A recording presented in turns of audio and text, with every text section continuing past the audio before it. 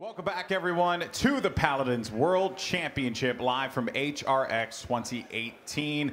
And we just want to give a special shout out to our friends over at Mixer. Guys, you can check it out. It's pretty easy. You can go to mixer.com/paladinsgame and you could win yourself some loot boxes. That's right. So you collect codes over on Mixer for loot. It's going to be in the chat. If you happen to be there, you know, check it out. There's a bunch of stuff being given away all across the internets, so you know, just throwing it out there for you guys, something to take advantage of. Welcome back though to the Alienware Analyst Desk. I'm Golden Boy, Bees, Gormizer, one more time, and this is going to be a banger of a game. I can't wait, as we have China Dream facing off against FNATIC. Now, China Dream is a squad that a lot of people were talking about coming to this event, and FNATIC, I don't know, I feel like of all the EU teams, this is the squad that people are kind of just like, you know, yeah. Like I hate to put it like beat them down, because that's not what I'm trying to do here. It's just like there's Navi, there was VP, you know, there was my goodness gracious, I'm drawing a blank, NIP, right? And FNATIC's kind of just like flown under the radar. What are your thoughts there, Beast? Yeah, they haven't really shown up to the true potential that I know that FNATIC has. Like obviously I've played against FNATIC quite a lot, and these guys can be truly ferocious players. The trouble with FNATIC is they tend to run these solo tank compositions, and although these compositions on paper can be the strongest that you can potentially get in the game, they leave no margin for error, and it seems to be that they're playing it just a little bit below par of what they do online. Maybe some jitters on the stages that's just holding them back from the true potential. Well, you know what, this roster is going to have to play above par if they want to make it to the finals of the Paladins World Championship. But first, let's go ahead and meet FNATIC. FNATIC, Bugzy, Gerrah, Fisheko, Cybate, Thiel,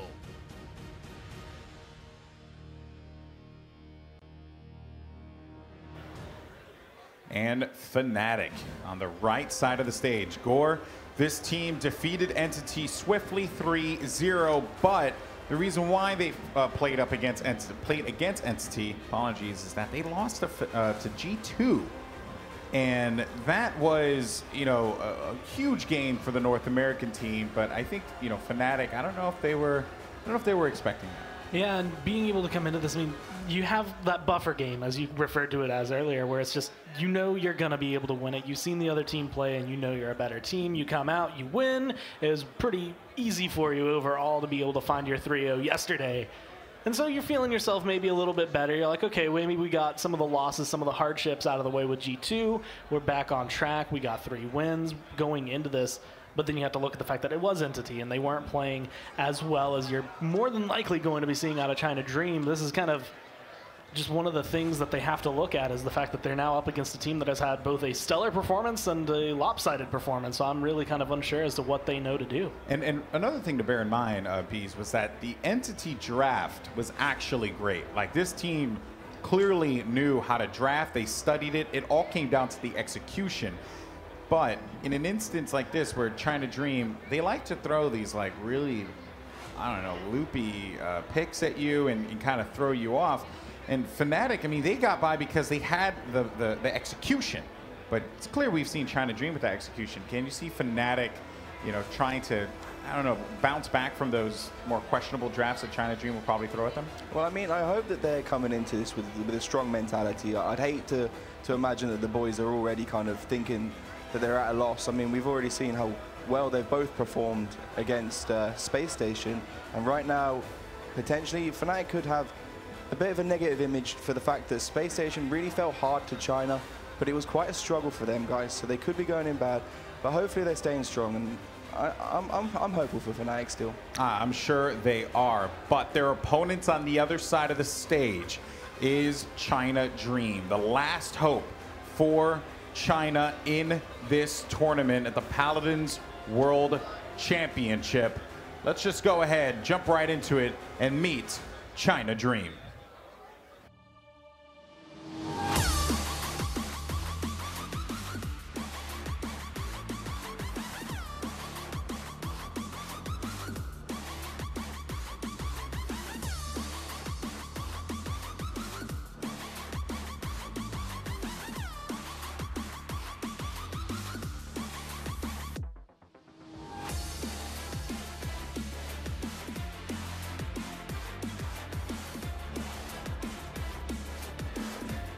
China Dream, and one player in particular that you have to discuss is Poppy. This guy was going off the rails, Gore. What is it about Poppy that just made him so good yesterday? I mean, just watching the way he's played and evolved. I mean, yesterday we got to see, or a couple days ago we saw him when they were up against on Frog Isle with the Strix when he comes through, and those shots, the way he was able to play, the way he's brought in Cassie as well, which is one of the champions that a lot of people were kind of on the fence about as to whether or not, like most people were saying, no, we're not going to see Cassie. She just doesn't really fit in right now. But being able to pick her up, bring her in, and set her up as this very high potent champion that in other cases you probably wouldn't even think about having to go against. Now you're worried if you see them draft something that Cassie would fit into. They are a team that can bring it, but I believe FNATIC as well was kind of trying to pull that around, or a couple of other teams. G2 was the one that was kind of bringing it in. So it is still floating around, but Poppy has been the one to make it like a staple. Yeah, it feels bad, man, for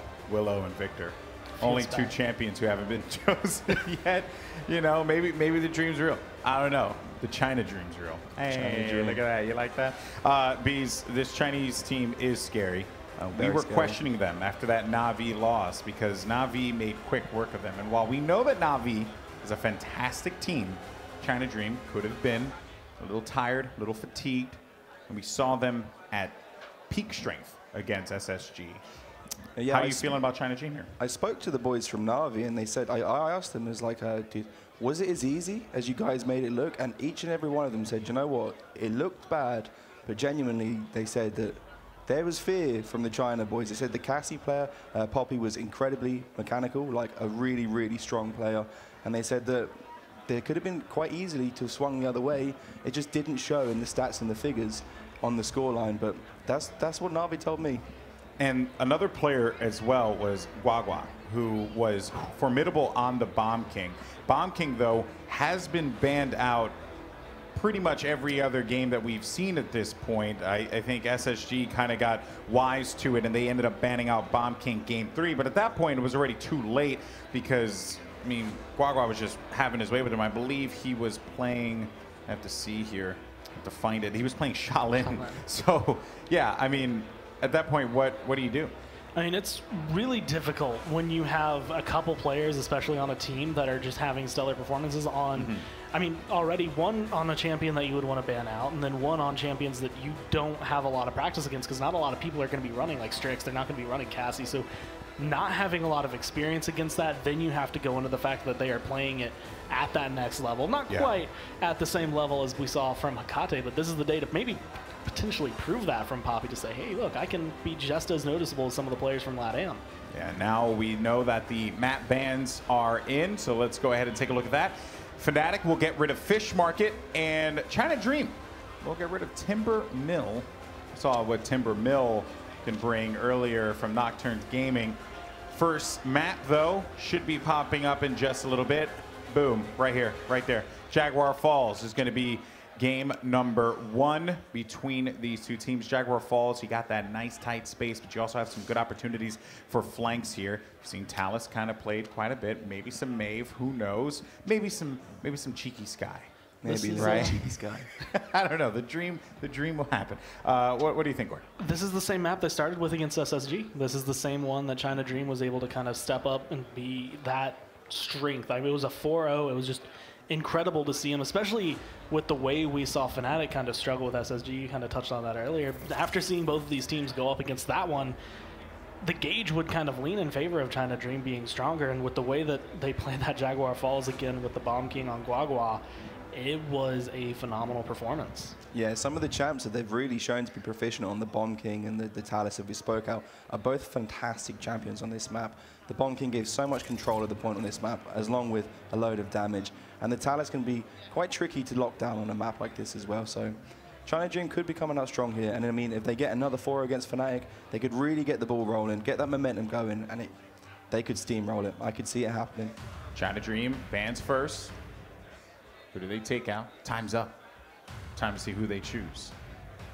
Okay, we were just informed that there was a bit of an issue. We're actually going to be remaking the lobby. So we're going to give this one just a second here. Then we'll get into it. Sorry to get your hopes up. You know, I'm feeling a little Paladins, champions of the talk, instead of champions of the realm. You know, I had to try and fit my version of the talk in there. I liked it. I liked it. It was pretty smooth. I'm gonna make a podcast and call it Paladins Champions of the Talk. That's what I'm gonna do. I want an invite. Excellent. You want to invite? I'm gonna do it. I'm gonna make one. I'm gonna make one, and it's just gonna be us talking for hours, and maybe not even about Paladins. we may just talk about the You're Borkers. just champions of talking. It doesn't matter what you're talking about. The champions of talk. I like that. That's actually a good one. Could be some Paladin strike as well. Oh yeah, you and me, man. We were we did it. synergizing on that Paladin strike. We killed it. We killed it, my dude. I'm just saying, the Grover and Paladin strike is so fun to play. I loved it. How was Makoa? He was good. I enjoyed Makoa. He's mechanically a little bit different on the mobile game, but that's kind of nice as well. Gives you like a different edge to play him on, which was cool. But all round, I had a lot of fun playing Makoa. I would say I didn't know what to do with the Vine.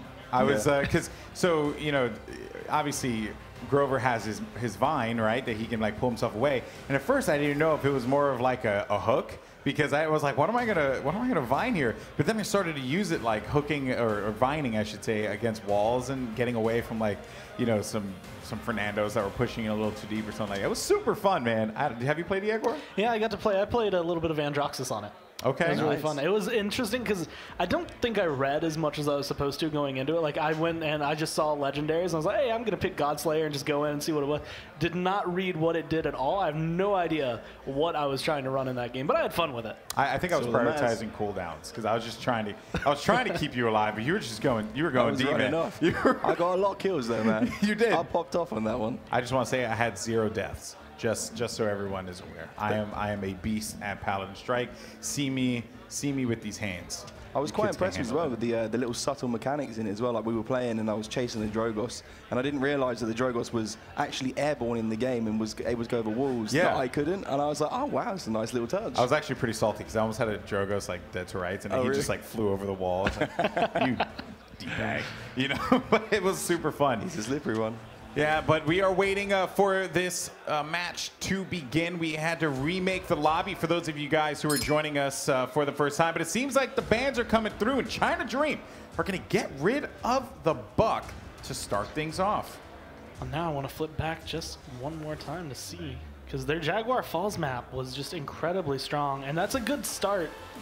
If you know that it worked well for you and you're well practiced on this is an older map, so a lot of teams have been able to run it several times. And that is what they different strategies, and you just continue kind of that role. Like, it goes back to comfort. Sometimes it's a comfort pick and a champion, but sometimes it's just a comfort map.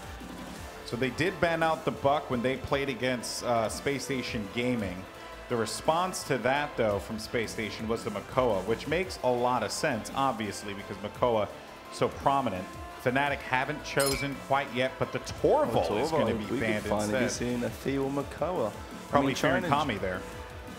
China Dream, I don't feel like I don't know if they'll prioritize it. I feel like the Buck pick is for a reason, and they're going to try and draft one of their specific strats. But I mean, if you leave a Makoa open, 9 times out of 10, you got to take it. You have to take the Makoa, just for the sheer potency that he brings to any team composition. Yeah. And looking back at the notes, I don't remember who picked first, but I believe it had to have been China Dream in that case, since they were technically the higher seed against Space Station Gaming, and they went for that Bomb King first.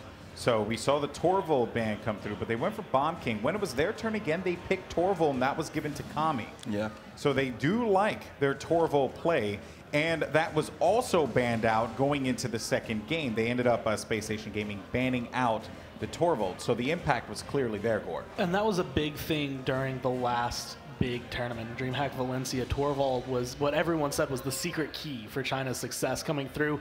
It went through Europe. It almost went through everyone until G2 was the team that was able to stand up. They banned it away, and they ended up winning the set because of it, and they just kind of kept that going. But because of the way they played yesterday, I don't think China Dream is leaning as heavily on Torvald. It's still nice. It's still always going to work for them, but they don't need it.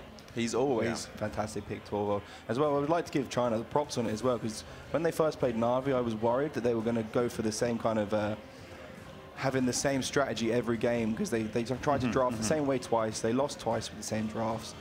And then when they've come up now, we've seen them versus Space Station, they've started to expand. They've started to show a little bit more of the other strategies they have. And they've shown that they really have come more prepared for this one than they did at the previous land. Yeah, and I think that just speaks to the preparation that these Chinese teams are putting into it. I mean, this region is taking Paladins very seriously. There's a lot of competition going on out there. I believe, I was even told that there is a Chinese stream for Paladins that's actually going out back over by the main stage area there. So, I mean, like, this game being broadcasted out there to China, obviously the players, the fan base, everyone loves it. Shout out to our cohorts over in the Chinese side. I doubt that they would hear this or know even what I'm saying. Yeah. But I heard we were front page in Douyu. So Douyu, a prominent Chinese, an Asian, I should say, Asian streaming platform. There's a bunch of them, but Douyu is one of the more popular ones. So I think overall, I'm actually kind of impressed with my knowledge of Asian streaming platforms.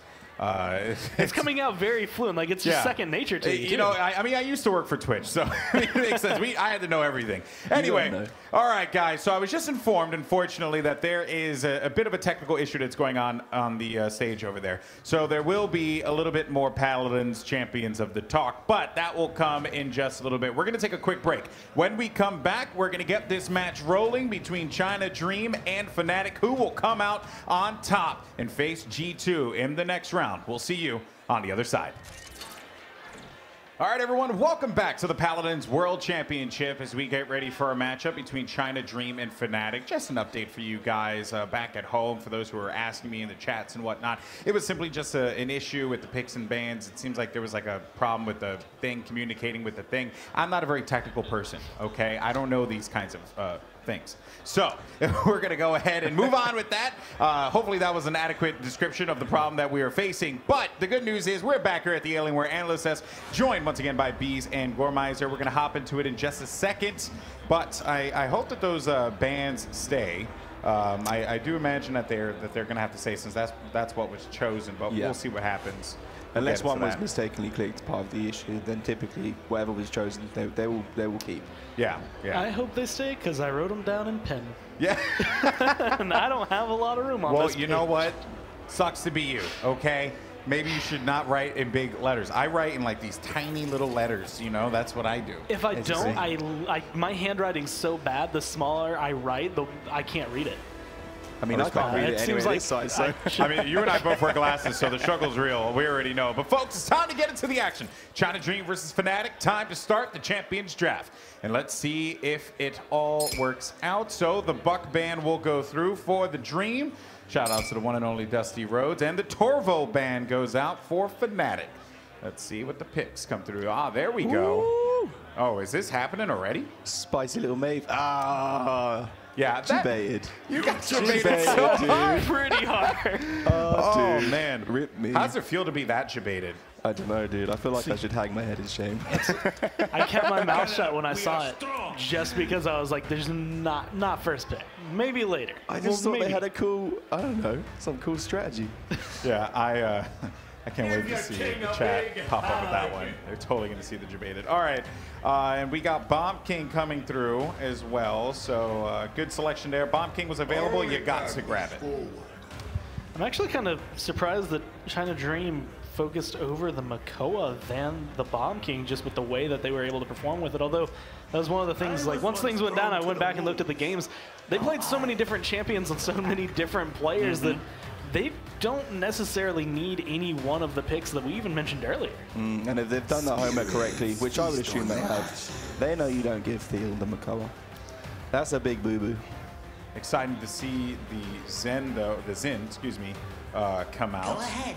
Keep talking. And the Ruckus, saw the impact Ruckus had in that last series there. Maybe it could be the same for FNATIC this time around. That Jin pick, though, is a pretty good choice. China Dream favors that champion. And they have a few players that have been playing it. I mean, we've seen it on Poppy, I think we've seen it on Guagua, and we've seen it on UFO, and it's been phenomenal every single time, so they definitely have that well-rounded practice. We have seen the Talus being able to come through. That is an interesting composition. What? That is very interesting, because the only champ they have really at the moment as a target is going to be the Mount Damba. I mean, the EV ult doesn't work on the BK to lock him down. And the BK is also very good versus the EV, because he can lay traps around the bottom of the ice block. And then as soon as EV tries to escape, he'll just blow her up.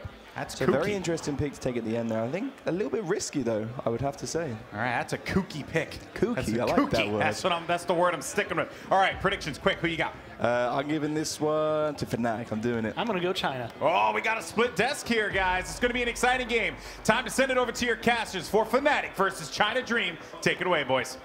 Well, that was spicy and slobberknocker, if I'm going to use the terminology of Golden Boy there. And kooky as well. I think Eevee doesn't come into the list of champions. We were expecting China. It's a triple flank. FNATIC was laughing. I don't think, yeah, exactly that. They were laughing about it.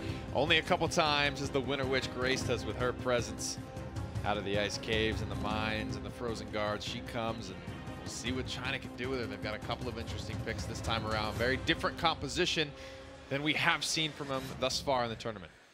And the big question is, does she come bringing gifts or bearing judgment? FNATIC will find out soon. All smiles when they saw that triple flank lineup, but with the Makoa given up and then taken by China first off, how will this work? Thiel going in the right side as well. Finds a fireball onto UFO. Poking and prodding here as the flaming battle continues. Careful into the back line. He goes, a lot of damage absorbed. Ruckus on his trail. Saibate will draw first blood. That's easy peasy for Saib. He's backing up and getting back with his team, but this is not a full wipe for China Dream, Nick. FNATIC still have a lot of work to do. Middle shield's going to go on up. Back to the point he will go. Saibate traditionally not found on the off tank. For the Ruckus, you know, he's playing that damage role in a sense. 43% for FNATIC on the point. Missing a couple here's there. Jordy with some nerves. Bit of a dangerous spot there as well. Nice what a stun! Great stuff. Gerrah sets things up and knocks him down. Saibate again gets pulled, but they just haven't been able to find this Ruckus. He's not quite the best hook bait, so to speak, for China Dream to get a quick and easy kill. Talking with Thiel before the match, they said they were just going to let Makoa go, not something often seen in this tournament. Stunned out, slain. UFO will fall. Overtime started and ended in favor of yet another orange and black team. My God. We don't have enough of those. If they all make it to the semifinals, this is going to be ridiculous. But at this point, Poppy, I think, finds the first kill for any of China Dream throughout this entire match. Streak burning still for Saibate. Thiel hooked in, but he looks like he's going to be okay. He'll get behind the rock. 2:10 on the clock. Payload working its way up.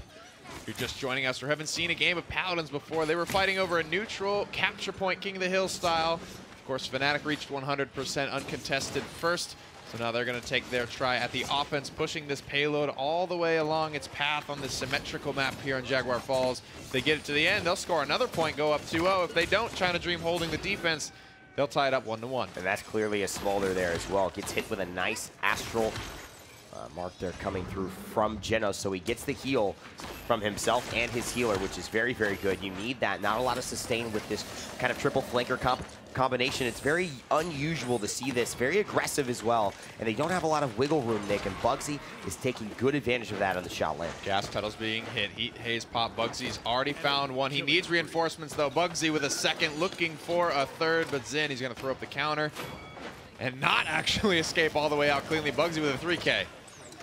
And China Dream seem to have maybe misplaced their bets here on this one. If they were all in on black, it certainly has gone red, as FNATIC are bloodshed here, as they have spilt so many opportunities away from China, who have just tried to find an entrance into this game, but have yet to do so. 50 seconds on the clock. Grumpy Bomb goes out. King Bomb and plenty of other ultimates still available for FNATIC. They'll pop one kill already going their way. Ancient Rage coming through. True Power goes back, hits the Bomb King, but it's a good stun from Gerrah, I believe it had to be. The Grumpy Bomb wasn't out. The support is setting up so many big plays defensively and offensively for his team, as Fisheko goes in with the stun, and that's probably going to do it for Kami. 1 bomb, 2 bomb. He poppy bombs himself, trying to get up to safety. A lot of eyes on him. He will fall. Jordy Haast has fallen as well. Could this be the stand made by China Dream? Wow, what a tag team there. You see Talus has to blitz up Rin. He holds the objective. Then he has to back out, goes to the Rune of Travel, but UFO is there so that it doesn't get pushed in. He comes back, Talus, to re-engage and gets enough damage to stall out this push. And if that ends up being a defense successful, that was literally min-maxed to the highest degree. And they're going to need to do so to defeat a team like FNATIC, who's got 1 ring fighting on their side, 2 runner-ups, 2 new players, the 3 kill from bugzy, one of the veterans of the scene, and beautiful play from them. They've played similar teams up until this point, though. Both of these teams squaring off against Space Station Gaming. Quite frankly, China Dream having the more convincing victory in that match. What's interesting, though, if you talk about win conditions for this game, China Dream, despite having a very odd lineup, have 3 big win conditions on Jaguar Falls specifically. The Talus, the Zen, the Eevee, either one of them can be carries on this map because of their nature of mobility as well as lethality. And in terms of FNATIC making mistakes, they haven't. But what happens when they do? Itemization's about equalized here. We've seen it illuminate. This is a big game changer. bugzy making big plays for his squad on Shaolin. Heat Haze sponsored by. That's not going to be the same case. He's going to have a Zen on his tail, I believe, for the rest of the game. Still on the mount. This is good play. And bugzy, look how far back he is. Expecting the blink, he's probably going to withdraw himself. There it is, but he forces it, and then he just goes back with the wormhole. Great use of the legendary. Now they're on the point. China Dream with 15% and counting up. FNATIC looking to make an entrance with the Grumpy Mom. And they're just much tankier. Look at this 4-man squad. bugzy a little bit by himself. Thiel kills going their way. Not the best hook bait. You said it last round, and it remains true this round. Headshots ringing through for the young Italian. Kami has not found a hook at all with this Makoa onto, it seems like, anybody but Ruckus, and that's something that cannot happen. Fisheko finds Guagua there, and Kami goes down thanks to Thiel. Fisheko finishes things off with a double and sets up a great opportunity for FNATIC to zone. First time they lost. FNATIC saying, tweeting out, they know what they did wrong. They know how to fix it. This tournament has been such a roller coaster of comps succeeding, others falling short. FNATIC have their own defined style. They like to play, frankly, something like this China Dream composition with these 3 flanks, a high-octane, multiple win condition composition. But it seems like just solid play with that 2 front line, 2 back line, and a support has been doing fairly well today, and it could change tomorrow. And that, you know what's so weird is that China have gone away from that. They have not run 2 front lines. That has been something that has, I think, gotten them their first win, despite Na'Vi going for the sky. They had a much better showing in that game, I think, and a lot more possibilities to have some wiggle room. These guys fighting the best of the best in Europe. So many veterans on that team, almost all of them parts of championships some way or another. And so they're not going to make a lot of mistakes. You can't expect that. Nice block in. Blink bugzy will fall first. Guagua with a nice play there, leaving the Bomb King open. He's gone for a very ambitious Eevee pick. He's playing it very well. He's making all the right moves, just needs to find the shots. All the right moves in all the right places. But unfortunately, FNATIC have really not been able to push farther than this. I mean, they got to the end eventually, but I got to give credit to China Dream right now. They are holding well, and part of it is that they have been prioritizing good targets here. On the objective capture, they haven't done so, though, but the Heat Haze with bugzy and 2 kills from Fisheko is going to start things off. There's the true power in, trying the blitz upper as well. Fisheko finding yet another frag. 11-10 on the clock. Thiel's eating a lot of damage. He will fall as well, but Poppy, he's going to lose his life for it. And this is a problem. They do not have sustained Makoa. He is down for another 4 seconds. Who's going to touch and defend here as the payload inches closer and closer to being pushed in and converted? Smolder coming through from the Zen, and he goes into that phase, and now Kami has to make a decision, Ancient Rage or not. He's going to get blown up, and there's a little bit of pressure from the Ice Storm. Winter Witch, Eevee, and Poppy, although gets stunned, is still alive. Fisheko just with not enough ammo left in the clip to contest or follow up on his own King Bomb stun. Coming out from Jordy here, he's going to give the heal to Thiel. Fall back, Gord goes down. China Dream will hold strong once more. Luckily still has the Ancient Rage in the pocket, and that is actually used that, so no longer has that into the pocket. FNATIC know that, so they can make a big press here. Hexafire might be enough to just stall out or force them away. They have to stand at this objective, and now that Kami's gone, you can almost guarantee that this isn't going to go through. He's very healthy. Cybate ready to rip and rumble. There's a triple kill, and that's the difference today, Evan. In that first round against Space Station, bugzy just had to put the boys in the backpack and take them to victory. Cybate and Fisheko may as well have been AFK, but today is a different story. And that's what they wanted.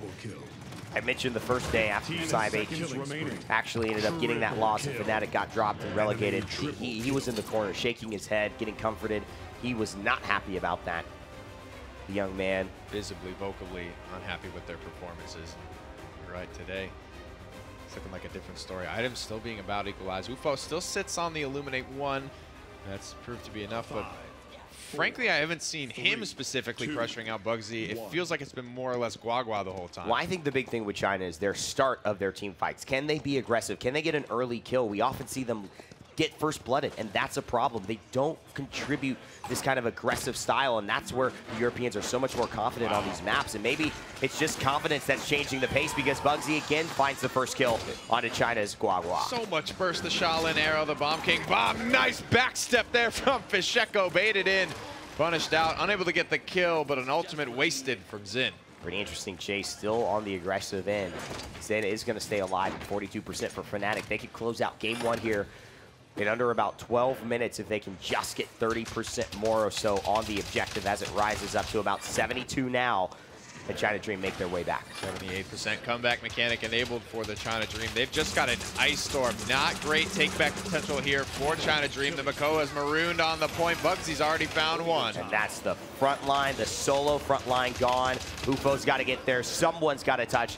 There's just 3 members of China Dream. FNATIC have lost 2 as well, so there are 3. If there's some incredible amount of damage, maybe, just maybe, this overtime can keep on going. And you see that they are staying alive. The important part is they have their healer. Fighting for cooldowns, fighting for their front line to come back. It's actually Cybe8 that will fall, and China Dream may have just done it again. That's interesting right there, but that's also very interesting as well, as bugzy finds 2 kills off the planet. Looks to maybe find 3 and put a capstone on what was a great game from him on the Shaolin. Oh, God. That'll do big, and that'll put FNATIC into a game 1 position in the lead over China Dream. That was an authoritative win. FNATIC have made a stance. They've shown that finally they are here to play. They made their adjustments.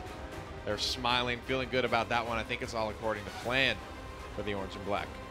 And this one was truly a game over in terms of FNATIC's mind since that draft came through. Definitely needed the win. You see the very visible release of tension from every single member on the side of FNATIC. And on the side of China Dream, you have to wonder, was it too much? Are they doing, they're doing so much different that maybe they need to do a little less and get a little bit more stable so that their natural skill, they're very mechanical players. You heard Bees talking about it. Even Na'Vi were commenting on the prowess of Poppy being able to just aim, like put yourself in the ball game.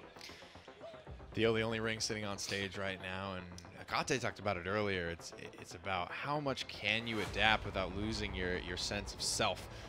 They have their style of play, and they stuck to their guns, and they ended up coming out with the win. China Dream, if that's what they've been practicing, that's what they're comfortable with, that's what they know they can succeed with. It's just a matter of, does their meta stack up to FNATIC's? And in that way, metas clashing here. That's what the PWC is all about. You see some of the damage charts here for FNATIC and China Dream. You got to be impressed with Guagua there. I mean, for that type of game that he's having, China Dream barely hanging on for just a singular defense. Even when a team is winning, we're not seeing Eevee at the top of the charts. And if they're losing, forget about it. She might be behind healers. I mean, the fact is, Guagua, Ufo, and Poppy are 3 threats that China Dream have to work around. And it almost feels as if all 3 of them are maybe showcasing a limit in their champion pool. Maybe it is the fact that they are, for whatever reason, combined together and play these certain roles and are uncomfortable flexing onto that secondary tank, uncomfortable flexing onto maybe a utility support, and thus are forced to go triple damage, triple flank in this way that puts them in this we win big or we go home Johnny Tsunami style approach. And you have to ask yourself that, because they do have their 2 substitutes from QG. Not exactly slowing them down, but you might be right in the terms of limiting their champion pool. FNATIC were that way. You look at FNATIC, you look at Fisheko, Cybe8, you're looking at bugzy as well.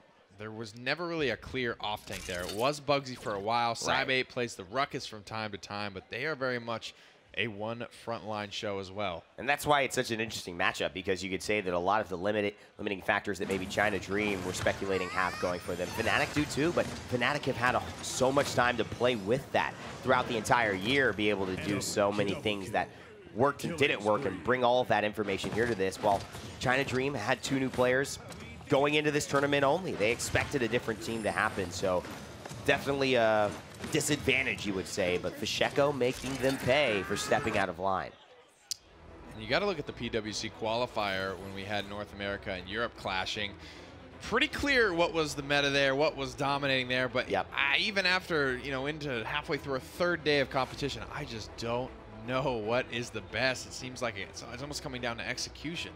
And that's what I think has been so cool about Nocturnes as well. You know, they love that Fernando. They've really used it well. Sadak has found so much success on the Ruckus, which is not a first pick, first ban situation for most teams up until that moment, and it is for Nocturnes.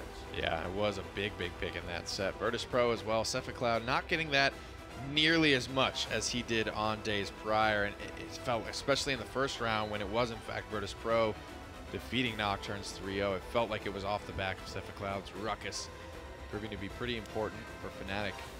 It's very interesting too, because playing against Na'Vi, you know, Phoenix absolutely has one of the best Ruckuses in the world. And I think the fact that Sadak favors it and does so much well, it is a counter pick that also bans out and gives you a positive performance over your team. So I think that's why Nocturnes maybe in this moment at time are kind of this miracle, like all of the stars aligning, almost like QG, to be able to make some real noise heading into it. But of course, that is neither here nor now. That's semifinals approaching. But Gerrah, let's talk about him, Nick. Big stuns that game. Yeah. He was not first blood, but he hit a pretty long range one that actually resulted in free kills. He hit another big one coming down the line, looking for that first conversion. A nice vocal member of this team, an actual in-game leader, one of the big voices, one of the veterans of the scene. Let's take a listen to what he had to say about his squad. There's so much in depth where you don't think about like the items, the loadouts, the customizations, the legendaries. There's so much choices you can make, always like new options what you can do. Just keep grinding, try everything, don't be stuck on 1 or 2 champions, just play everything and then go from there. I like the competitive level of it, and just because you win, you want to keep grinding and want to stay at the best. If you want to win, if you want to do something, you need to go all in for it, or just don't bother. Well, you see him there, all smiles from the beginning. This man actually was throwing up in the first That's another big thing to remember. And they ended up losing, but there was some visible evidence in the bathroom. He was that pale. He was not feeling well. Look at that. He looks healthy today, you know? He's got some blood in his face. That was not the case day one. See some of G2 sitting there in the front row as well. Shout out to Paltech, their team cheerleader.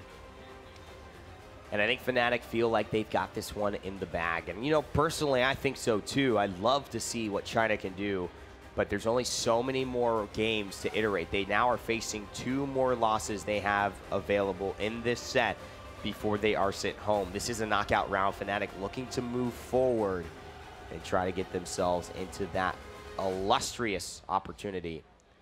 Let's go ahead and you know, you look at FNATIC and you look at this China Dream comp from game 1, it feels, we remarked, very similar with the 3 flanker. That's FNATIC's game. They know not only how to play it, but I assume how to play against it. Anytime they've taken an L with their famous composition, they obviously went back, watched the VOD, figured out why.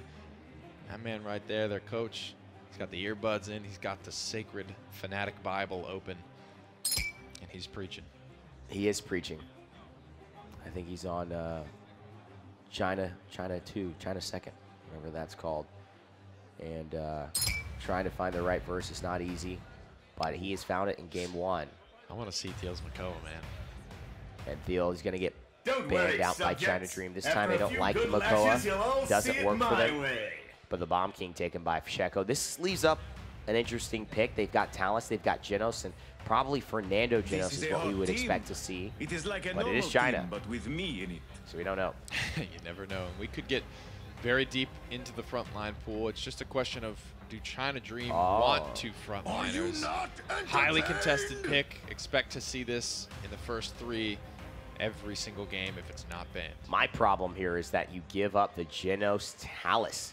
Now, you don't get any, you get your choice of frontliners. Maybe China Dream forcing that decision to be made. I think FNATIC, well, it looks like they're going to go with the Ruckus. I would bet that they would maybe try the Talus, seeing how effective it's been in Europe in the European matchups with locking people down and just getting that 1 kill starting the fight 5v4. It's not been a super highly prioritized pick, the Ruckus for China Dream.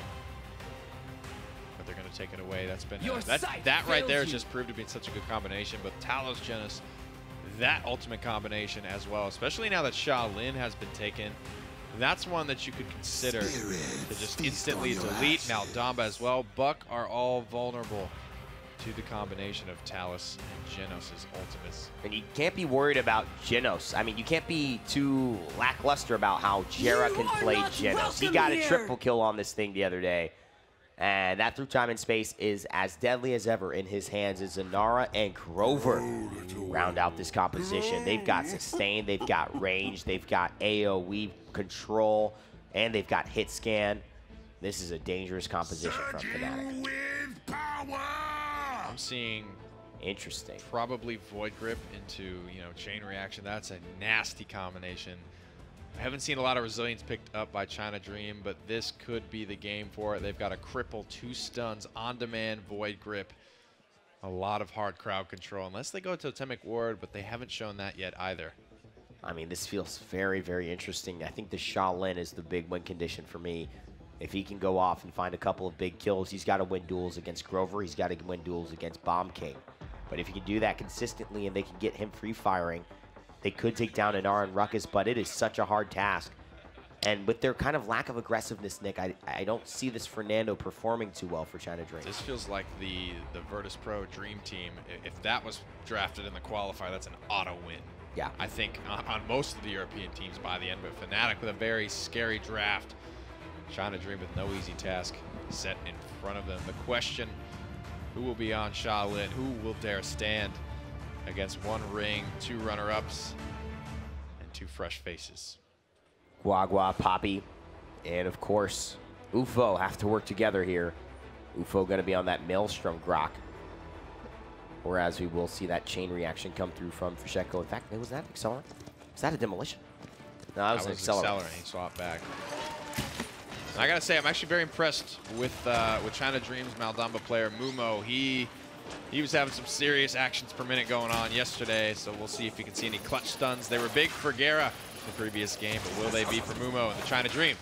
Good heals, but oh my god, he is melting. This Fernando has nowhere to go, and he's not creating any space. I mean, I don't know why you pick Fernando and then hide in the background. He's not doing Fernando things, and that's why I just question this. But at least he's not at the limit of chain reaction at the end. Look at that, Fisheko goes down because of that patience from China, so maybe they know a thing or two. I don't.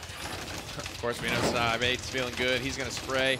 Very healthy is that Fernando. Cybait, not necessarily the case. Spray's still coming out from him, looking for this low HP Shaolin. Doesn't quite see him. Fisheko comes to the high ground, and he's going to find the kill on the Guagua. Oh, nice Void Grip as well. A couple of bombs in the air. Fisheko is going to take down Guagua, and now looks to take down Kami, but not quite yet. Shield goes up. 45% on the objective for China Dream, and now FNATIC have 42% and climbing. Still some pressure happening, but if they can get this Bomb King somehow, they're going to open up a lot of room to work. First to fully charged is the Grok. Tempest already loose. Gerrah waiting for his time in space. It'll connect, but no frags. Poppy with 2. And that's big. Poppy goes huge in this one and is able to pick up 2 key moments for FNATIC. And now China Dream have an opportunity to get their first point here, their first objective in this game against FNATIC.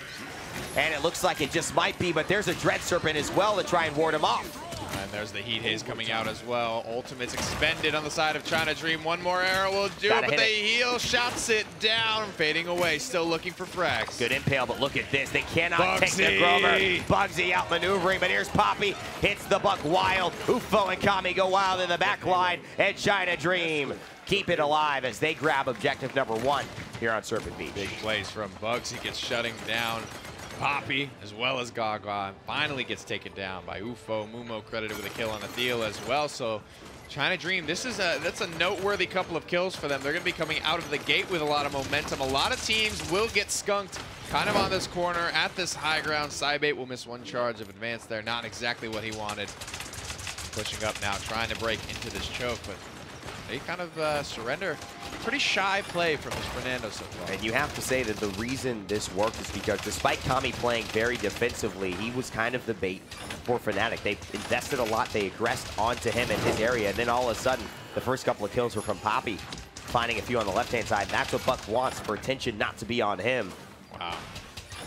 Shaolin, it's just going to struggle, man. Standing still against a lot of these champions from FNATIC. Grover, Ruckus, you're looking at the Bomb King as well. He's taking 500 minimum from Ruckus, plus whatever shots are going to land. Bugzy's been absolutely dialed in today, playing very different characters in the past couple of games. Wall will go up. Ultimate's starting to stack up for FNATIC. Not exactly the same story for China Dream, but they've got plenty of time to work with. You can see he's so keyed in on where he needs to be at every moment, calculated. 3 moves ahead. Bugzy, one of the most veteran, one of the best in the world on FNATIC. Now playing the support, flexing onto that as he has every champion under his belt. I think the lack of chain reaction here, Nick, despite Accelerant being a good choice, is actually hurting the burst potential that they're able to have. Fisheko That would have been a kill. Blow up Fernando anymore, and it's really causing him to live a lot longer than he should. Now Grox can pop his ultimate. Ultimate's coming out. 2 for China Dream, 1 for FNATIC. There's the second. Fisheko looking to roll in and cause a ruckus, and he's going to find 2 bombs. Can't kill Maldamba, and that's something that never would have happened if he had chain reaction. Mumo finds Fisheko. Are you kidding me? Kami able to find Side-Bait, but Gerrah and Thiel hold it down. Now Ufo's here with the artillery, and Buck jumping in, but gets Void Grip. Gerrah's kind of the last man standing here for FNATIC. Nice grab. Ufo falling pretty low. He's going to recover himself back to full HP. Shaolin has returned to the fight, and Nara not far behind either. Gerrah so aggressive right now, waiting for Nara. That's a good wall. Overtime still here as Fernando is in the back line. Here's the Accelerant. It's going to blow up, but the shield is just blocking it all. Good Immortal. They're going for it. China at the gas pedal. They want to get this one 2-0. Here's Gerrah. Misses completely. That might have changed things, but still 2 kills go for Gerrah and Bugzy. Is it enough, though? Nara's just barely going to hang on. Thiel doing his best in the Warders field for some damage reduction. Ultimate at the ready, but it's just not needed. Buck will return to retain this overtime state, but for no longer. FNATIC hold. And you gotta always give credit to FNATIC in those situations. I think China didn't have a grasp of the situation there when that Immortal was hit. I probably would have, if I were in their shoes, say call it off. Advise against it. Not worth it right there, so they won't have any ultimates heading into the next round. How about that play from Mumo? That Dread Serpent to take down Fisheko. Is chain reaction not having that? Do you think that's why this game is closer? It's hard to pin down exactly one legendary choice being the make or break factor for this first round. It's definitely a different style. We haven't seen a lot of Accelerant. Chain reaction is far and away been the more popular choice. Side-Bait again playing Ruckus, something he's not necessarily known for. It's been a while since we've seen him on it. FNATIC, great comp, good items, good start to the game, but they are definitely slowing down a bit. Mumo with deft hands too, Nick. He is investing in the 40% reload speed. He wants those stuns, and he wants them now. Mumo in the back line getting flanked by the Ruckus, and up on the upper balcony, the catwalk of Serpent Beach. He fires the miniguns and the missile launcher, but it's to no avail yet. 18% for FNATIC, 21, 24 now for China Dream. Might be looking for that Hexafire soon. He's still pretty healthy. Emitter shield has been popped. No first blood in this round. 1 bombs are going to stack up. Kami the first to fall. His teammates are scattered and FNATIC are moving in. FNATIC know that China Dream used ult, so they don't expect much here. But the Dread Serpent actually is going to come out very soon, and this may catch FNATIC off guard. Be aware of that if they try to aggress on the point, and a really good kind of disruption can come from the Maldamba. They've also got Buck Wild, and actually almost everything is charged up, except for that Immortal. Fisheko, some of the best projectile play in the business. Let's see what he can find with his King Bomb rolling up and around to the point. He just deletes Kami, tries to get the kill, but can't. That's the Dread Serpent. I don't know if he expected, and that is huge. Saves Kami's life. Poppy finds a kill on the Side-Bait. Kami back to full health, and now Poppy's out there trying to cause trouble with the shotguns. 45% and counting for China Dream as they need to find a kill here big time, but Bugzy is looking to get out of dodge. Now, perfect tracking through the air. 1 shot, 2 shots on the Bugzy. This looks like it could be China Dream's point. And it just might be as well, Nick, as you mentioned, China Dream looking very good now, 93%. This is their 2nd point in a row. That is going to be miraculous for them. 93, 96, China Dream, where are you? They got to stand on the objective now. Gerrah's got the through time and space. This is helpful when someone has to stand in a very small circle right in front of you. Thiel and Side-Bait both involved, but a big planet across the map. Poppy's starting to live up to his name. He's found 2 in this engagement, looking for a big shot. Guagua finds it, and China Dream with their first offense of the set. Well, Nick, I have to say, you know, with 2 in a row here, being able to have those objectives and that those credits actually start to spool, they're in a pretty good spot. Item-wise, they are going to get their cauterizes online. Bugsy's going to fall off with that sustain. The shielding from, of course, Ruckus is going to fall off with that. And even the Inara, her sustain, as almighty as it is going to start to fall off now. This is a chance for China Dream to really make something happen. China Dream definitely going to beat FNATIC to those cauterized threes, as well as the biggest and probably most important prize that they are going to win from these objectives is those flavor items, those rejuvenates, those things that are going to keep them marginally ahead. And in a game of inches like the one we're seeing here, every inch matters. Every inch means a mile, so to speak.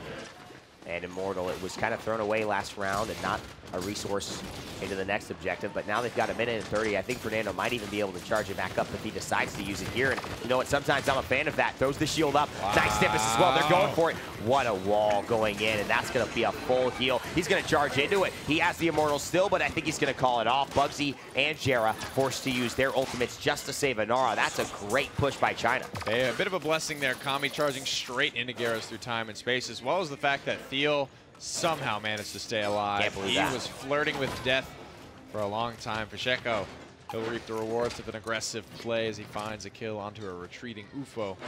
Poppy bomb himself back up to safety. FNATIC holding a lot of map control here. 48 on the clock, about 35% or so to give. And it's interesting because the way that FNATIC are playing this, with side 8 being that flanker, they don't really have two tanks. They really have one big fat flank with some shields and some miniguns, and they've got Inara. Fat Andra. And that's why China Dream have to be okay with this situation, especially with that kind of real only true tank being Thiel on the team. Fisheko, like you mentioned, bombs in the air with a void grip. That's see you later. Not good stuff coming out. It felt like the DPS from Ruckus was just enough to keep a lid on the recovery. Yeah. And then there was actually Fisheko driving it home. 10 on the clock. Long shot push here. China Dream. They'll be able to get themselves into overtime, but they are living on a prayer for this my round. God, the late commits with these ultimates. They are really hitting an interesting stride here as side 8 finds it. A Dread Serpent used as the last-ditch effort. Most of these European and North American teams need to see a kill first, and I'm of that mind as well.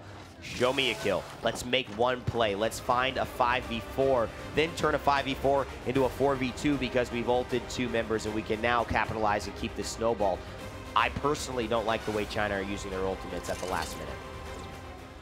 Replays from last round. Poppy, big for his team. Ever present. I don't think he was ever on his side of the map per se. Double kill for him there.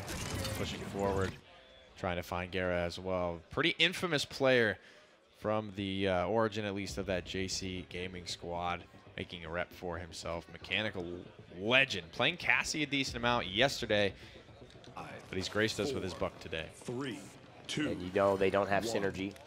FNATIC have been able to work on that. It hasn't been the best starting out, that's for sure.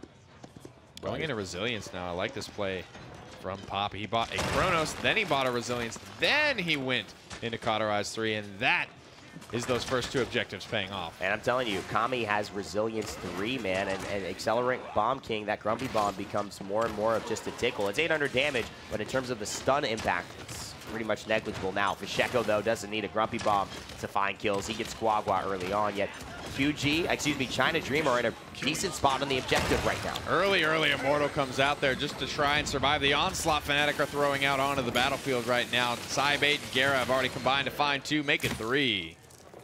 And UFO just runs into them, knows he needs to go down as fast as possible. The shields will hold, at least for Guagua, who falls. And that's 81%, 84 now for FNATIC. They may be able to push it through. I don't know if China's going to get there. A nice wall. That'll do. FNATIC take objective number 3 and now have a chance to win. That would mean a 2-0 lead for them in this best of 5. Got a long day ahead of them, though. This is the first of 3 potential matchups for this squad if they can find the win here.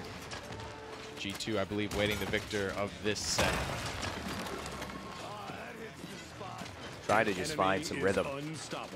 Fisheko, Bugzy in a good spot here, and as you can see, a little bit of a technical delay. Dab on him.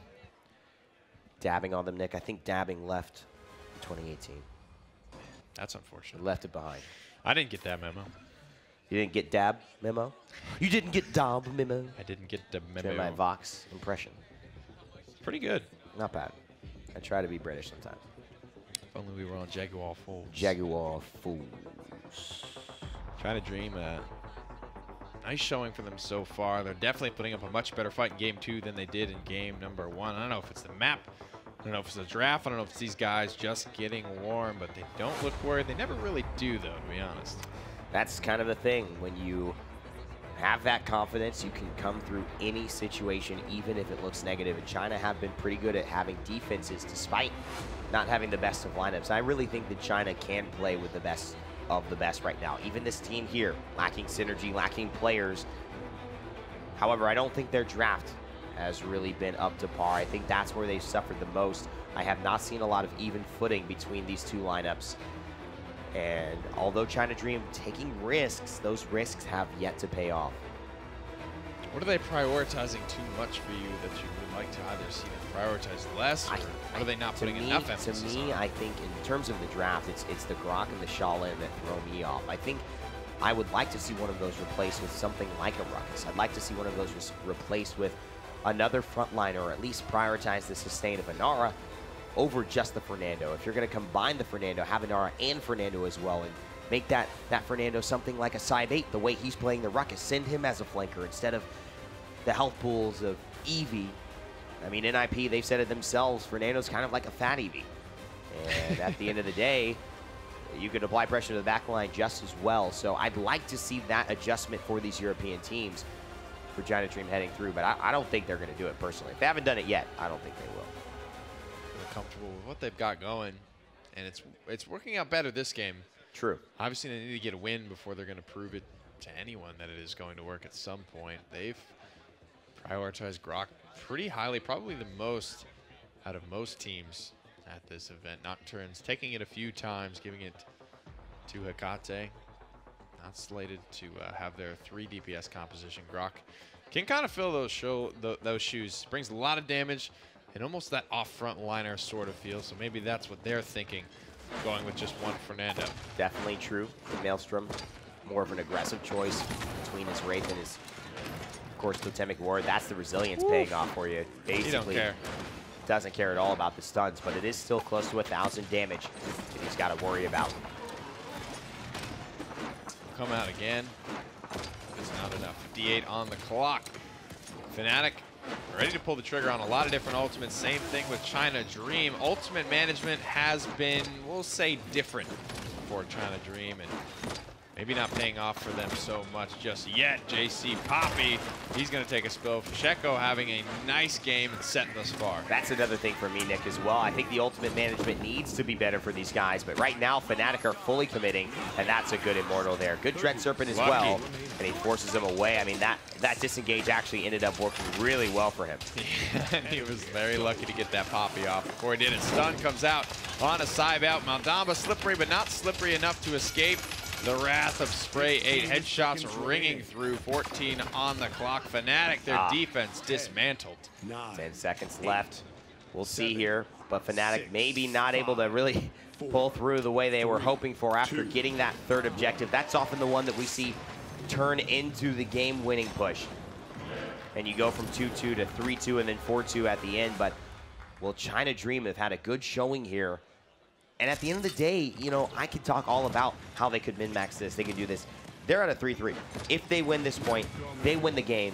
And so that's a pretty good spot to be in if you're China right now. Fisheko's got to have a big moment. He's also got to stop ulting Fernando. I think I've seen 2 in a row now. Fisheko? That just slams straight into Fernando. He doesn't care. He gets right back up. He called that bomb king off, or that king bomb off a little early, I think, just because he didn't think he could safely get to the back line. That may have been the reasoning for the previous. And if you're him, though, you have to say, okay, I got the Dread Serpent, I got the Immortal, all before the last round. Those are not going to be up anytime soon, and those are big-time swing factors in a fight. So King Bomb can be, but more guaranteed, I think, to maybe swing a fight would be that Dread Serpent, and that is something that is going to be a vital resource not available to China but it is at 41%, which is a lot higher than I would have expected. Mumo's invested into Deft Hands 3. That is a very expensive item, scaling up at 400 credits per tier. And there's a nice bomb, but it doesn't quite clean up Mumu. Sime8 will claim credit for that. Mumo goes down. China Dream had 12% on the objective, and that's going to stop right there as they all get low, and this is a bad spot. They've got to hold this choke, otherwise if FNATIC break through, they can find UFO. He gets the healing totem off, and that's big. Poppy bomb doesn't knock anyone off. Don't see any kill feeds, but here's Poppy as the music starts to rise. It's 40% and counting, and FNATIC are in the lead. Grumpy Bomb comes out. 81% on the 2 ultimates that are not available for FNATIC, so they're not long before they'll have those resources available. China Dream have nothing. They're close on a few,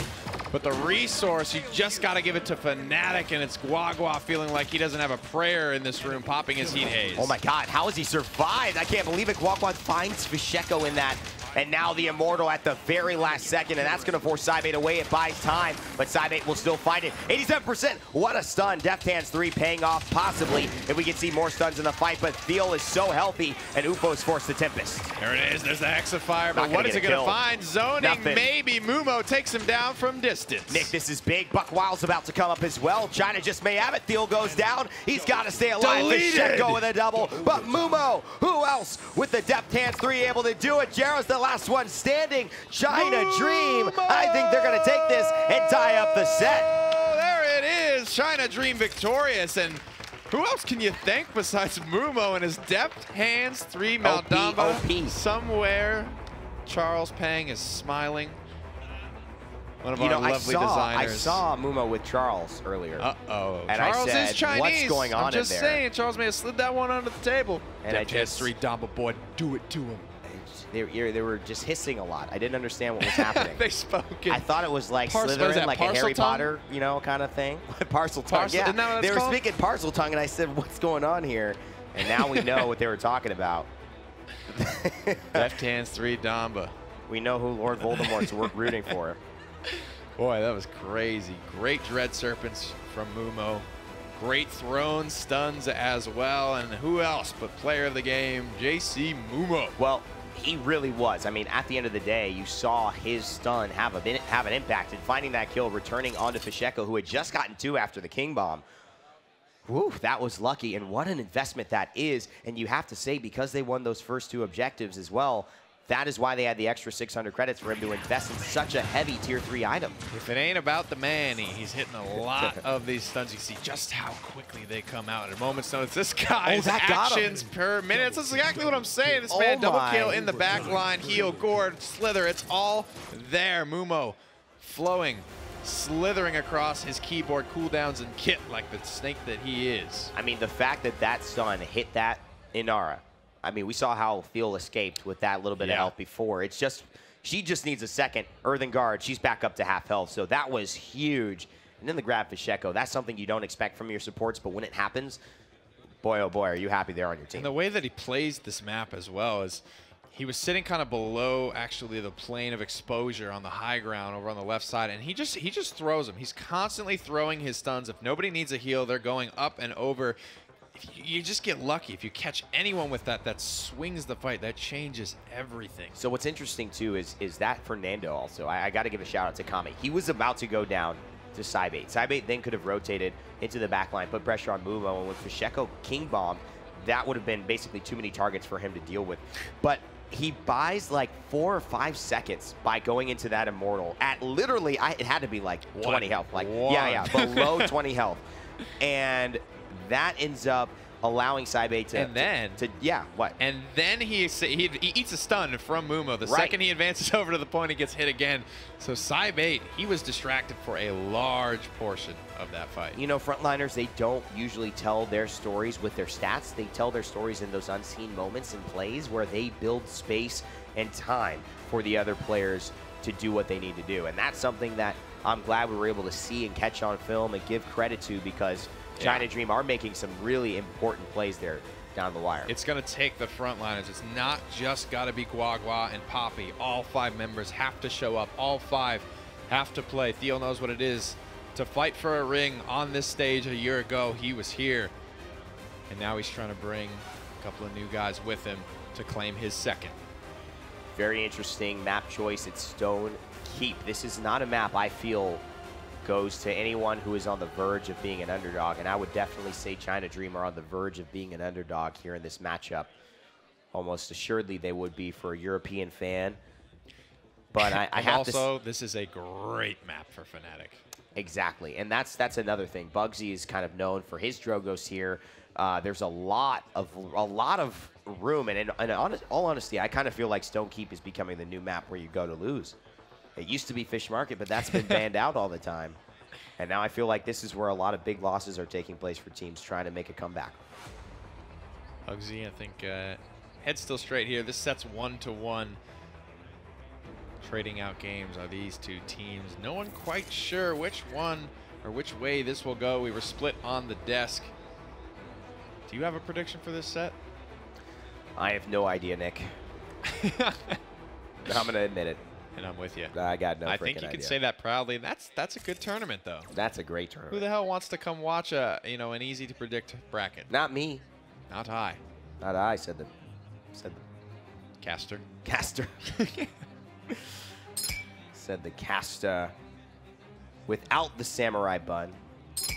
Mitsurugi over there, my co-caster. I'm on my Grom Hellscream today. There it is. Thorvald taken out of the picture. China Dream grab the Bomb King first. Umo with all smiles. They're smiling. I Poppy like that. all serious. Yeah. I like that. You know, not a lot of emotions coming out of this China Dream squad. Definitely no signs of tilting ever. But smiling, it's kind of scary to see. I mean, this is all business, right? And at the end of the day, they know that 99 isn't 100. They know the one loss isn't 3. And of course, they know one win isn't 3 either. So they've got to get to one of those categories before the other, and they're hoping it's the win. Fernando Buck taken from FNATIC. That was what we saw exactly happen in the reverse situation. Now the Genos, if they do grab a Ruckus here, it would be the exact mirror draft from last game, except the teams would be reversed. Go ahead. Keep talking while you can. It will continue on, and that's a little bit to be expected between these two squads. They play a similar style. We've seen a lot of styles. We've seen the triple support, we've seen triple tank, we've seen traditional 2 front line, 1 back, or 1 support, 2 back line. These two squads are known for their 3 DPS compositions and fighting for a lot of the same picks.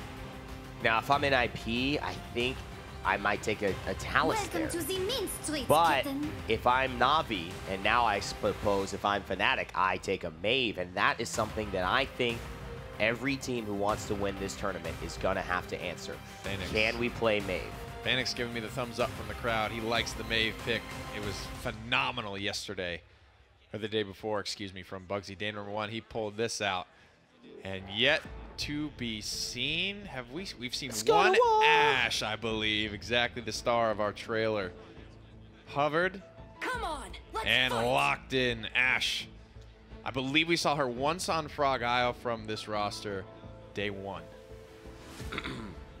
You know, I'm surprised Ash is getting taken. That wasn't very And nice. Cassie at this point doesn't surprise me. China have played it 3 times already, so they feel confident, and Poppy has shown that he knows what to do. I'm actually more surprised that FNATIC have let Bomb King go through, because Guagua has had difficulty separating himself in these matchups. And this is the one champion that he has consistently done well with when he's been given it. And I mean, no matter who makes it through in this matchup, G2 await them, and there's going to be a lot of great storied matchups in either of those sets, whether it's Dosups versus Poppy fighting on Cassie, whether it's Evil Eye versus Guagua fighting on Bomb Kings and Drogos. I mean, we got heavyweight fight after heavyweight fight on the slate today, guys. Do not go anywhere. The PWC, powered by INAP, is one to remember. You have to have an opportunity to, I think, either handle this Mave or play her. Ash, taken. She could be an answer, but not a lot of teams have looked that direction ever since some of her nerfs. And we'll blame this all on, you know, Garrett. He just took Ash into the back corner and beat her up a little bit. Took some health away. You know, blame we did that to Mave, too. And we did that to Mave, but look at what happened. And look at them now. Maybe they aren't the bad guys after all. Maybe there's some logic to what's going on. And Ash played at the PWC. Got to say that means she's good enough, at least for China and their dreams, which still are some that can be realized as they head into Stone Keep. It's all squared away. FNATIC, China Dream heading into game number 3. Seeing some legendaries. Impulse, Battering Ram. Those are the two on the picks you haven't seen much of. Pretty standard stuff. Cat Burglar, of course. Bulk Up. Luminary, Genos. Those are the ones that can go multiple ways. Is that Battering Ram? It is Battering Ram. Ash. 2 on the clock. Everyone about to get after it. Seeing Ash, seeing Maeve, seeing Cassie. 3 extremely uncommon picks for this tournament, but not really surprised with who's on stage. Kami here playing very aggressively. I kind of like this positioning from him. He's going to knock him down. Nice charge, but that's maybe a crucial skill that obviously Thiel, master of his frontliners, didn't want to use so early. Bugzy there on the Cat Burglar Maeve, dancing to the Rave Maeve music here with this legendary choice of skin. Is able to then go ahead and complete 2 kills early on and maybe find a third here on the Guagua. Feels like Guagua lost track of Bugzy. That was the low HP target. Bugzy with a nice couple of maneuvers here through Stone Keep. The dubstep playing. Ladies and gentlemen, can you feel me? I don't know if I could feel it, but I'm sure they could feel Bugsy's daggers because those are hitting for about 546. And he's got 4 of them. That's not fun. FNATIC is 81% on the objective. UFO here on the Ruckus trying to force out Thiel. They haven't had an answer for Fernando. In fact, they haven't taken very many fights together. And I think this is smart. FNATIC just let China Dream stay on the point because they know that China Dream has to stand there. There it is, going in. Nice moves from Ruckus to actually get himself back onto the objective. 96, but FNATIC are falling apart. China Dream may have a chance at this first point after all. I mean, I hope UFO knows somebody's watching his back because no one is looking at the point. You got to get down. 99%.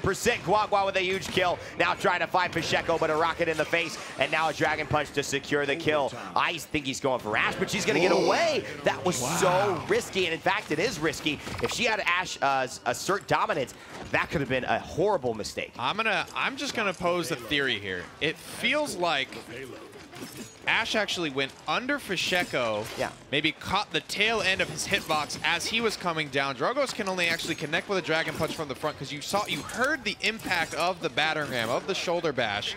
She stops about halfway to the point, and Fisheko whips it 180 to actually land that punch. That was kind of weird. Yeah, I mean, that was, I think he just hit someone else. Personally, I thought he hit somebody else, and then because Ash was still fighting when he was on that objective, he had to finish her with a rocket. May have been somebody body blocking. Might have been. Yeah, might have been that. I didn't have that angle, that eye in the sky. Mumo, he's finding a couple. China Dream, they're not ready to give up an inch to FNATIC. And this is important because Guagua is playing the way we would expect. Comfortable, finds this pick. It is his first selection.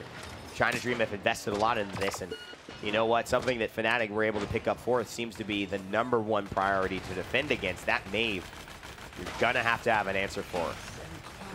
130 on the clock. 3 ultimates for China Dream. 4 ultimates for FNATIC. That's a pick onto Poppy.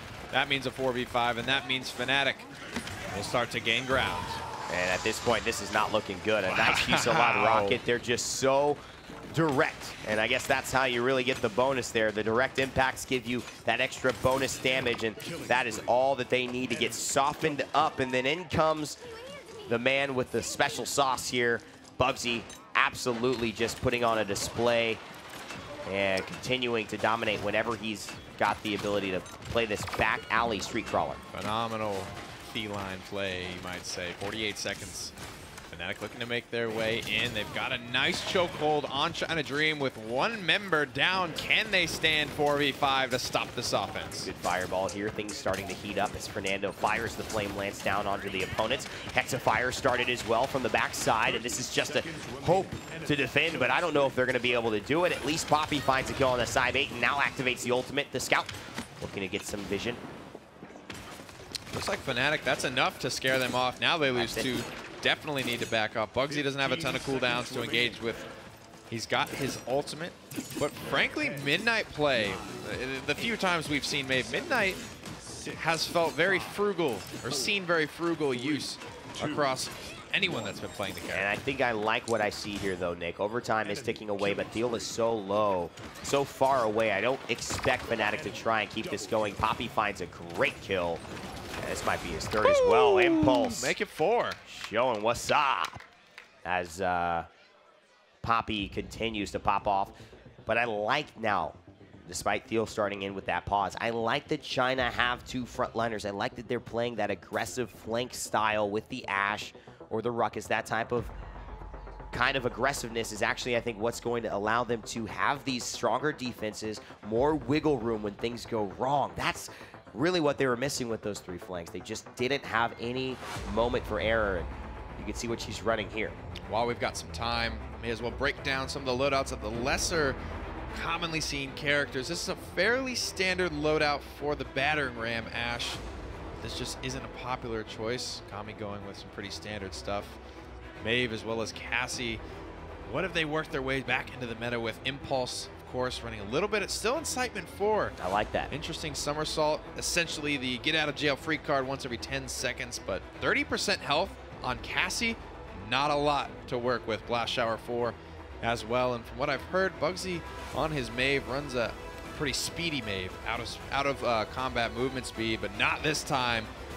He's gone for some effective health, a little bit of healing during prowl, some movement speed after activating Pounce, and a little bit of damage reduction. Flavor picks of Street Runner 1 and Sixth Sense 1. Well, I mean, now that most people use, especially at a high level, using that Pounce to relocate themselves, that's why the movement speed comes in handy, because it's really more sometimes of it used as a dash rather than an aggressive tool, despite it doing damage and sometimes very important damage. Don't believe we've seen any Midnights yet. This is an ultimate that blocks out the vision. If you're watching from Smite, pretty much Shibalanke is what you want to think of. Couple of resiliences, only 1 on the side of China Dream. That item will actually reduce the amount of time that you're blinded. It's got a big range, and it's going to give FNATIC a lot of room to work with as China clambers in the darkness for up to 4 seconds. Fisheko having actually all the killing blows there. bugzy only 1, 3, but 9 assists. He is by far the assist leader on FNATIC. Good fire spin into the upper corridor. Fisheko taking a left side, which is kind of important because he is isolated. Here's the Midnight, though, and here's the King Bomb in response. He doesn't know where to find it. Now look at this. The Genos with a good Void Grip. bugzy's got to hit it, and he does. Mumo goes down. In the night, he will strike. bugzy unseen to the back line, finding the support. First things first for JC Gaming, but they'll find one of their own. bugzy answers with 2. bugzy might just be having one of those games. And there's just no synergy in terms of the total team. They are operating as a bunch of individuals, and I don't mind that sometimes. But on a map like Stone Keep, I think this really hurts teams that don't have that communication. It's such a wide map in terms of where you fight on that objective that if you're isolated on one side by yourself, you're pretty much dead to rights. And if you want to watch team play on Stone Keep, go watch Ninjas in Pajamas versus Virtus Pro. Yesterday in this set, on this map, they were absolutely flawless on this map in particular. Bit of an early assert dominance in my opinion, but at least it establishes the presence, and Thiel doing such a good job of staying alive. What else would we expect from our frontline main here, and one of the best in the business, the best to ever do it in Paladins esports. UFO now being aggressive though, and Thiel now under the pressure. He's in a bad spot. He's right below UFO. He should be able to finish this off with a missile launcher, but he can't find him. Hexafire. Oh, this is costly as it doesn't get a kill, but it does get China Dream the objective. Now they lead and grab some credits to even up the score. Critical play from UFO there. Not only does he buy the space, but he's got the wherewithal to not only cancel his ultimate, but advance straight onto the point. He knows if he can just tap it, it'll capture. It does. Beautiful play there from one of the front line minds. Anytime you get the chance to highlight something like that, you absolutely got it. Always interesting to see the stat lines. I really thought bugzy was the one to deal with, but as you can see, didn't have as much of an impact in that round. Obviously, his stat line didn't show a great story for him personally succeeding, although he set up a lot, contributed a lot. But for some reason, that pressure just didn't tilt the way of FNATIC, and I think it was Thiel playing on the back foot. I think it was the way that they were isolated themselves with these flankers trying to go, and Fisheko maybe being a little bit caught out to dry. But now that bugzy and him are working together, if they can keep up this pairing, that's the thing that was really hurting China. 1:30 on the clock. China Dream trying to make their way into the base of FNATIC. They nearly got captured and converted on in the previous round. They'll have their chance at it. There's the time and space. Ooh. Jordy Haas will find nothing. Put on the slide right there, getting out of that dangerous 2400 that basically originates everywhere across the map in a straight line. Genos' ultimate, one of the best to finish off players in an unsuspecting way. Saibait here backing off, standing in the gourd. This is a very good spot for a flanker to be. Poppy trying to box out. He's not going to win this one. Nice poke. Doesn't want to take that 1v1 from that distance anyway. Ooh. But Poppy being smart, backing off, but staying in combat, so he's not getting any healing. He's only at 900 HP. Sai He knows. smells it. Out of combat now. Poppy will have the chance to move in. Poppy will engage, but Poppy won't find the kill. It'll be Mumo with the frag. Poppy smelled him out. Saib actually didn't know he was there. He knew he was close, but didn't know he was right around that corner. Midnight popped defensively. This is not what FNATIC wanted. Only 30 seconds left. It'll be hard for Maeve to get that back before the next round, and that's just at least something that Poppy forced to happen. That is a critical stun Wow. there. Big play. That would have been the end of Fisheko, I think. May have been the end of this defense for FNATIC, but he survives, and so will it. Needs a heal. Assert Dominance is available. Double kill for Fisheko.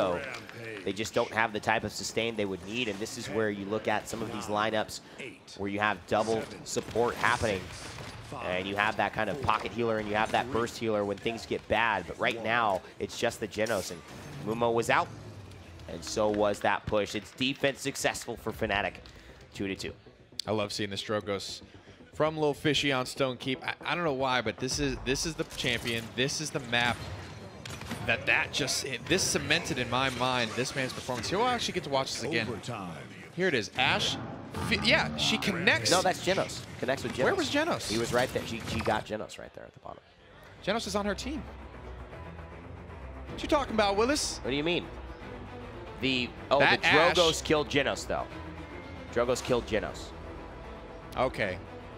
And then it must have been, well, who did Ash connect with? That's what I'm It trying looked to like figure something. It looked like something. I hear exactly what you're saying. I don't know who got connected, but he ends up finding Mumo, luckily, and doesn't even know he's running into him. That's why it's so surprising. It's hard to watch back. I mean, I could even see that again, Nick, and even slow it down anymore. Yeah, maybe we can take one more look at that later on. If it's relevant, we'll see if this punch will land, if any humbo mumbo jumbo. There's Ash again, out of the sky. Little Fishy finds the frag. But Guagua finds a big one midair. Mumo takes out Saib 8. That's good for the healer's business. And Mumo finds 2. That is 2 mini kills for your support to be having mid-game. He's out searching for blood now. He used his ultimate thus far in China Dream. Pretty good control over the objective. This was the man that put it away in game number 1. He's for good. his squad that held him on. This support can frag. He can land stuns, ults. It doesn't matter. Everyone's healed up. Mumo keeping the team on the track. Did you just mess with Poppy? I don't know. Saibait, you may not have wanted to take that fight right there. Bugzy goes into the prowl. He tries to dash away. Here's Poppy again. You don't want to mess with him midair. Pops the street crawler out and puts her into the dark. Back to base she goes. China Dream. Uh-oh, 2 team is that fights. a Chinese and spray? an objective captured. This one could go the distance. And now they're starting to spray. China Dream feeling themselves a little bit. Letting FNATIC know we're here to play. This is not going to be an easy set for you guys. Grumpy Bomb comes out. China Dream on a map that is great for FNATIC. I stand by that statement. They are taking it to him. Well, I mean, you just saw there all the duels. Mumo finds 2 kills. That, you know, he luckily found that first one. The second one, he shouldn't have got if you're FNATIC. That's too many for your support to be having.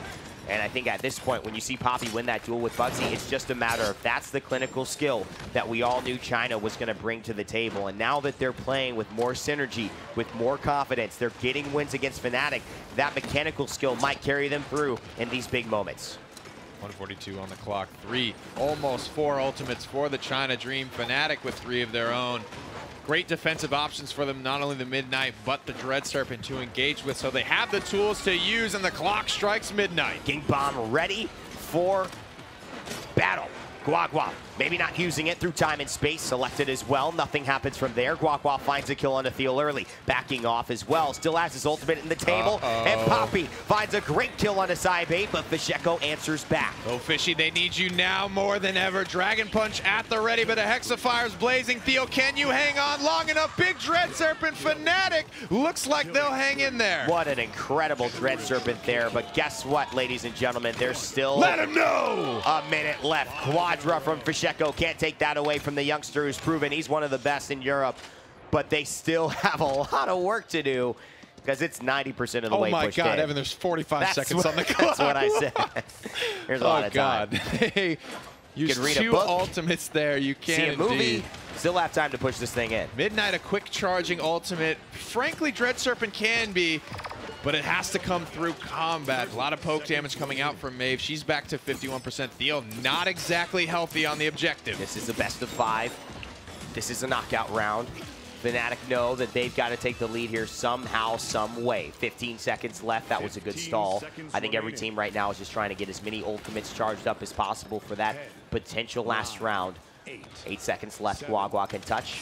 Ruckus can touch. Poppy has the chance. Takes the salvo. They know he's there. Now Ruckus approaching on the right side as well. Here's the Ashe. She doesn't have the assert dominance, so no ult coming from her, Nick. It's a Dragon Punch. That's the big decision, I think, for Fisheko right now. If you're Fnatic, you have to take this fight. You have to use your ultimates. Poppy's already found one. Thiel frontline the payload, though. It has to happen now. Oh, he's juking. He's juking. Oh, but Fisheko comes around, ends up finding the kill, but Kami gets two. China Dream. Keep the dream alive. And they grab game number 3, and they put themselves in the lead. Fishy gives his team one miracle, but cannot find the second. Thiel falls first in that engagement. That forces both Cybe 8 and Gerrah in a panic to get onto the objective. That was incredible stuff there, trying to dream.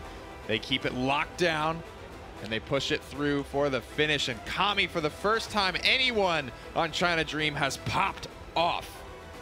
Well, in that one, we saw two teams battle-tested go up against each other. Nick, this is a very, very interesting thing. Fnatic and China Dream are giving it their all. It has been 3-3 in the last 2 games, and each of those last objectives, you know, had the chance to go 3-3 is what I was saying. That last one goes to China in Serpent Beach, and now this one doesn't even get there because they're able to push it through. And you gotta say, I mean, Kami with a beautiful shield, the Dragon Punch, I think it's a bad decision. Why did Fisheko not go for Kami down below? He went for the Ruckus. He had so much time, he almost didn't make it. Got juked out. What was that about? I mean, Kami why not Ashe? Wasn't very healthy, so I think maybe he assumed his team could handle it, but he didn't end up. Well, he did, at the end of the day, get the Ruckus. Lost his life basically immediately. But that time, seconds have been so important in this set, and it took him exactly about that much time to find that connection. I think sometimes things are best explained the way a preschooler would explain them, and just was they get the point across. They really do. They tell you how it is. And, you know, I don't have kids, but we know that they sometimes can be as honest as possible. So we're going to ask that of our guests. We know they're grown men, grown adults, but tell us the facts, guys. What's going on in this set? Probably one of your best throws ever, Rain Day. I think he basically called us children. I'm not entirely sure. But in all honesty, I do have the maturity of a 5-year-old. So you are kind of sort of correct there, my friend. And I play video games for a living, so. Yeah, we all talk about video games, so yeah, now. Anyway, welcome back, everyone, to the Alienware Analyst Desk here for the halftime between China Dream and Fnatic. China Dream keeping the hopes of their nation alive, and they are up in this series 2-1 after what some may consider a very dominant game 1 from Fnatic, but you know, I was so close to bust out the C9 lull there at the end of that last game because I didn't know what was going on. But I mean, it seemed as if they were trying to save those ults. But we'll get to that in just a second. But first, let's talk about that Jaguar Falls game because you know, while there was some solid defense, it really was just all control from Fnatic the entire time. What are your thoughts on that, Gore? I mean, my biggest concern going into that, and I just have 2 giant question marks, the 3 flanks coming through. Sometimes it's worked, but when you have a team like Fnatic, they're not going to let you have anything with that. And that really is what kind of held China Dream down that entire time. They didn't have a way onto the point. They could never get in to try and capture it. And the one point they were able to get that entire game was just a defense. Even though they had some pretty strong fights, it's just not enough to take over, and that was always their problem. Especially with the triple flanks as well, like the draft that they took initially themselves as well was kind of all right. Triple flank kind of deteriorates it. The EV into the BK is just really, I think, a very, very bad choice. And also the fact of the triple flank, they don't really have the targets to go on to. You can try and flank a BK, he's one of the best 1v1ers in the game. You can try and flank a Ruckus, he has an enormous HP pool. And then you try and flank a Charlene and he has a stun. Like each and every one of them had the counter to triple flank, so I'm not quite sure what they were thinking. And then furthermore, too, there was just no point push from them. And oh, here comes the forehead himself. Speaking of Grown men and children. Yeah, speaking of grown men and children, that's actually... Dry hair is dressed as a robot. That fits. By the way, Bot Smashers, if you're at HRX, you can try it out. It's right over there. Pretty kick-ass game, if I don't say so myself. It's fun. Big fan of it. It's good. Big fan. How you know, are you fist like... bump, fist bump. You see, look at that, look at that. That's that little bit of cringe right there that you kids love at home. Anyway, all right, so we have... it was very clear that they had no presence to be able to push onto the point, which is why they weren't able to take those fights. You got a Makoa, the best you can get is a hook, and then you try and just drain them down. That just wasn't going to happen because of what they had set up. They had the Fernando, they had the Dominant for the protection, the Ruckus just raining down shots down the lane. Very difficult to fight out of. Now, shifting over to game 2, though, Serpent Beach, what a ridiculous game this was. And I walked away for a second. Fisheko was destroying everyone. But then somehow, some way, China Dream found a way to win. Yeah, it seemed towards the kind of end there, like the Ruckus against the Grok, there was a kind of a moment that he could have changed the fight with the Grok ulti. He missed a lot of the shots. He jumped down. He preemptively used his ult whilst there was still time on the clock. And that just made him focus him a lot harder. He was taken out of the fight. He didn't take out the Grok, which allowed them, China, to heal up loads through the Grok ultimate. And ultimately swung the fight in favor of China Dream. Yeah.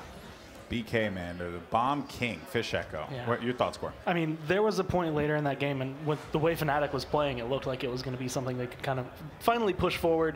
It went 3-3 just because the defenses were so good. But then there was a distraction. It was Guagua. He's playing the Shaolin. He went back. He was really low health. He was like one hit away. But he popped his ult. He went to the Heat Haze, turned invisible, so no one could find him. And there were about 2 or 3 members of FNATIC trying to find him because they knew what this Shaolin could do if they just let him live. And he ended up finding a kill and just kind of pulling them away from the point, being that distraction that his team needed, because China Dream, the entire time, they were sitting there just taking up the percent. Yeah, I'm really loving this damage pair, this DPS pair of Guagua and Poppy. They're busting out some crazy things. Lots of success from them so far. Okay, so going to Stone Keep now. This one, I was visibly agitated. You were not by the happy. draft because. And Bees, me and Gore, we talked about this. We'll get your POV, but I want to ask you, because you weren't here with us when I was actually frustrated here. Yep. Why go with Ashe if you're Kami? This is perfect, because I actually literally just had a chat with Cuss Cutie over this, and I was a bit confused initially, and he was saying the Ashe actually works fantastic against the Maeve.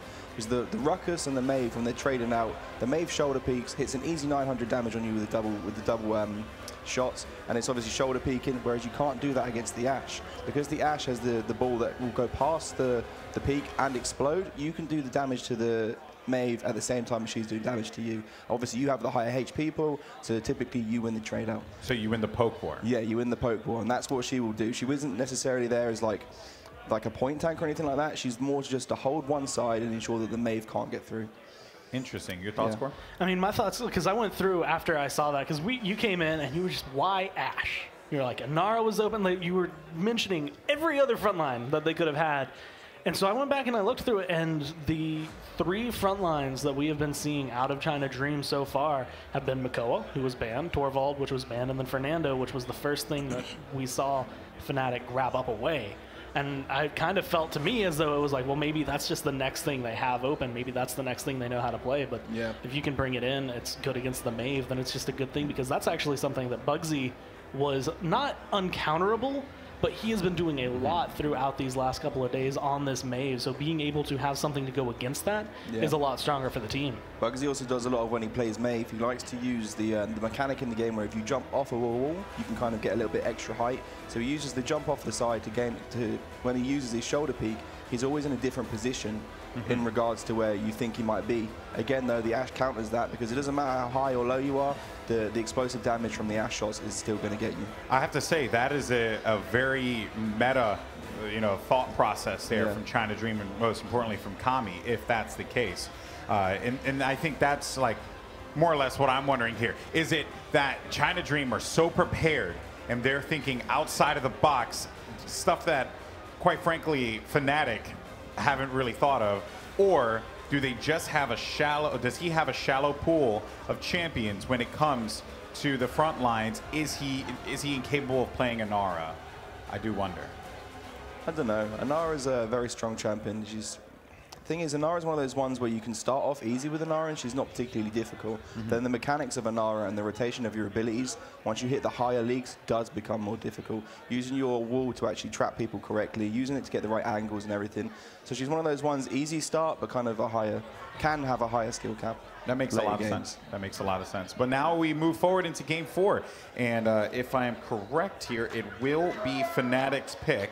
So what does FNATIC decide to go with here?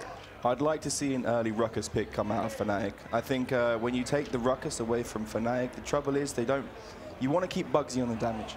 But then the only other person who's going to be able to play the tank is going to be Cybate, who seems to be only playing the Ruckus. If China then takes that away from them, I think they have to go to solo tank. And once they go to solo tank, they're out of the meta per se, and it just kind of doesn't really work for them.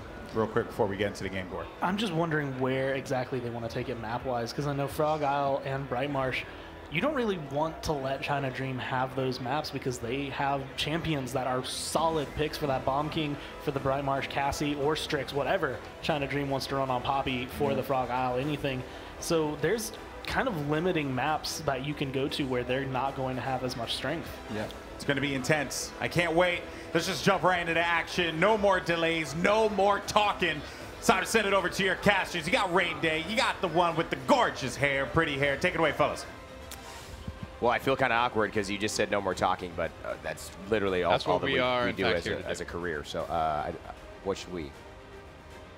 We can dance. The rain dance V2. Can you feel me? Crane shot.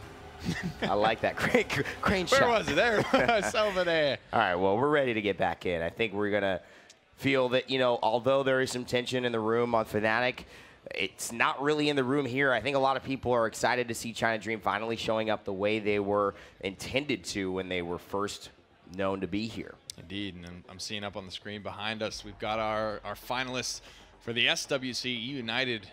Just got done smoking Obey 3-0. That's big time as well, considering how close that last set was. You probably could have said that last set and Smite could have been a final. Yeah. And so Rival and United. Wow, can't wait for tomorrow. Great stuff all across the Cobb Energy Center here at HRX, powered by INAP, but we've got some scores to settle here in the Expo Hall. China Dream, if they win this next one, I can't believe it, but they will knock FNATIC out, the #1 team from the PPL.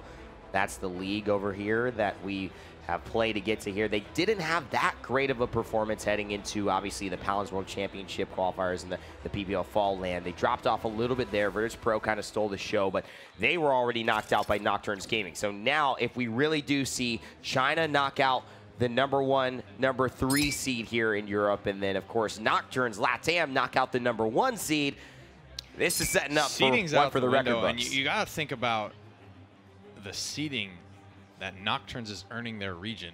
They're going the hardest possible. And somebody had to do it. Somebody had to say, I am going to go the hardest route possible and get these wins so that next time we could have an easier route, because these European teams and these North American teams legitimately have supposedly easier routes. Nothing is certain, though. As FNATIC lock in Buck Torvald.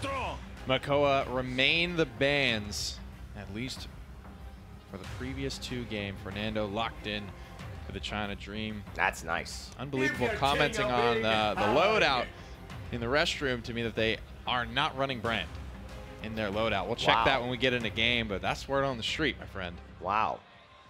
Well, that's interesting. I think I did see when China played this, they were running a card that is usually not in Fernando loadouts that I use a lot, and I've been playing for quite a while, and it's the shield. You get that extra shield when you drop low. So I wonder if they're actually running that at a very high level for even more sustain or forcing it. I noticed additional pressure. He did have the shield on charge loadout card as well. That's an early Strix. It is an early Strix indeed, but Poppy is just not afraid to run it. Will we see bugzy square up and lock in Kinessa. I love this because they get their healer out. They've done the one healer Genos. I think it's better when Mumo's on the Moldava, but that's okay. They'll take it, and then they can counterpick something they need. Square up, son! Because they're going to know exactly what FNATIC have in mind. It's sniper versus sniper here on Frog Isle. Last pick coming in for FNATIC. Expect a tank, and it's Ash. Form up and follow me. Garrett, you asked for it. Our lead designer wanted to see some more snipers. He will. Hecate claiming the title today as best behind the scope, but Poppy and Bugzy will go head-to-head on Frog Isle, and the Tyrant makes an appearance as well. This is interesting. What a draft. I almost said an expletive. What were you gonna say? What a flippin' draft, my guy. Oh, I thought you were gonna say what a What a and Frog I was like, Island an draft. expletive. What could that have been? I mean, what a flip. A myriad of things. Yeah, that could have been. What a froggin' draft on Frog Isle. I believe that you would have made it work somehow. Your mouth comes up with wonders that are slightly inappropriate. I have to keep saving you, reeling you back in. I towed the line. You really do. You're a big guy to tow back as well. Using all my strength for that one, and you can expect that China Dreams using all their strength of the region that's had a dream since Valencia to try and get back to that elusive finals and claim victory. And now they have a chance to continue that story here with one win over FNATIC. Thiel hasn't played Makoa in, his words, 6 to 9 months. Ash was a staple of what he used to play. 4, 3, and now 2. It's been out of the meta for a long time, but China Dream just proved to FNATIC that it can and it will win at this tournament. So we'll see him suit up in the Ronin suit, donning the American Freedom Cannon. Bugzy looking for the first pop shots over the top, but it is Poppy that finds connection first. And that may not be the best flank from Cybait, and I know Bugzy and Poppy doing what a lot of snipers do here. They hug the wall, get some extra height when you are jumping against the wall in Paladins, and what that means is you can kind of see over it and kind of jump snipe, go back to safety and grab it. But Fisheko finds a good kill on Akami, and that might just mean the defenses start to collapse as the pincer from FNATIC forces China Dream backwards, and Fisheko gets another one here as he may find 2 or 3. I think that sniper's going down, Nick. No way I see him staying alive. That's 3 for Fisheko. 4 in that engagement total. This man flexing around today.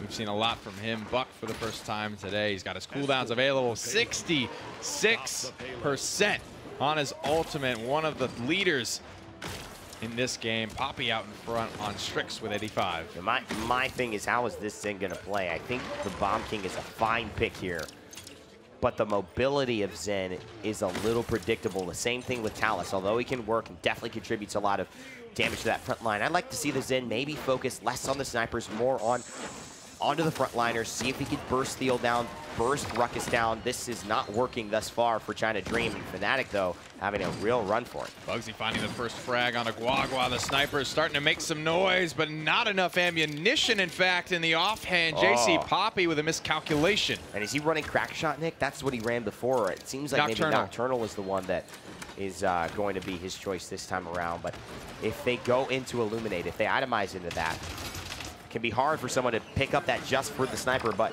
wow, that hits. Cybait narrowly escaping. Narrowly indeed. He'll get healed up, has his emitter as well, so that's why he's going to push into this back line once again, but he gets stunned out by the Grumpy Bomb and Mumo, an easy kill for him. Completely forgot about it. He must have. He dove into that, and maybe the last relic, some revenge from the grave. Guagua able to throw that Grumpy Bomb and allow Mumo to finish him up. You cannot forget about how important Genos is in this fight, in this matchup, on this map in particular. Bugzy goes into the sniping position. Oh, misses the headshot. Good dodge as well. And there's that shield I was talking about, Nick, but it doesn't keep him alive. 53 on the clock. Headhunter, Hexafire, Dread Serpent for FNATIC, King Bomb, and Spite available for the China Dream. Got to stay alive here. Guagua doing everything he can. King Bomb is ready. A 2-0 would be bad here, but it may just happen. They're right at 90%. Poppy goes down. Cybait living on a prayer, but he is living, and that's the most important thing. Kami now finds a kill onto him, and the counter from Zen is going to buy some time. Pseudo frontlining right now as bugzy the sniper threads the needle, finds a Dubleun onto him, and now looking to find a third. The shield pops up, but push successful from FNATIC. That was all they needed. Knockback from Thiel, 3 kills from bugzy. This is FNATIC working as a team. Side playing tanks. We're seeing Fisheko today on Buck. They are moving. They are working as a squad. Here it is, the couple of frags from bugzy and the big knockback from Thiel that wins the round and sneaks it through. This is where Thiel put it away in game 7 for his first ring, and he's showing that he knows his way around the aisle. And you know what? I would assume maybe some resiliences are going to be on the minds of these Chinese players now heading into it. That was a very, very important. That one round, that got you a point. That one knockback. Resilience can make that almost negligible. Item choices aren't visible here, but if we do see them, we may be able to have a chance to know what they're electing into. We'll be forced to guess right now as Headhunter is available for bugzy. These slash lines are scary, Evan. There is few deaths on the side of FNATIC. Bugzy trying to thread the needle. He doesn't even need to. Thiel's got his back. Nothing you can do. Big time stuff there. Oh, Thiel finds 2. And now everyone on FNATIC is just living wonderfully here. Very, very healthy as China Dream all get decided. I'm talking about the map. Stone Keep regarded, in my eyes, as a great map for FNATIC. They lose there. What little I've seen of China Dream, they look good on Frog Isle. I saw them scrimming there. I saw them playing earlier sets here. This is, for one reason or another, where they did beat Na'Vi. But it is FNATIC just absolutely dominating here so far. Interestingly enough here, the shield goes in, but it will not serve to do anything but just serve as a big targeter for SciBait to shoot at with that Hexafire. Overtime ticking away, as you can see the items that briefly flashed on your screen. FNATIC, they're all ahead. They've got 600 extra credits now. They've got Resilience 3 on the side of Thiel, and China Dream are just on the back foot from the beginning here. A couple of sprays coming out from SciBait. That's what he's about. Ultimate's available just for FNATIC. Nothing really to slow this down on the side of China Dream. Bugzy looking for the big shot so far. Obviously, with his team winning, Kinessa with pressure, though she helps create, it definitely will succeed more with an already upper hand. Scoping in. Nice shot. That's what he was looking for. Patiently waiting. Zen uses the spite. I can't put my mind around that one. Seemed to have maybe gone for the Ash and just missed wildly. Bugsy's going to take him down with the help of Thiel with the finishing blow. They've got no answer for this sniper.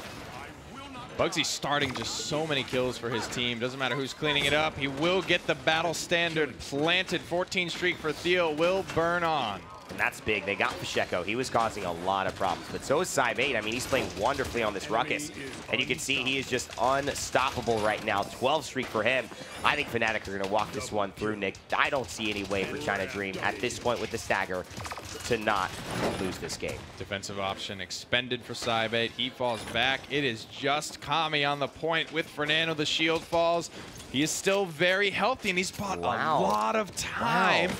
China Dream stabilized. I mean, why did they back off right there? I feel like Thiel, everyone was pretty decently healthy. I couldn't tell you. And I think this gave China a chance to stabilize, to get a big kill. I mean, there was no moment.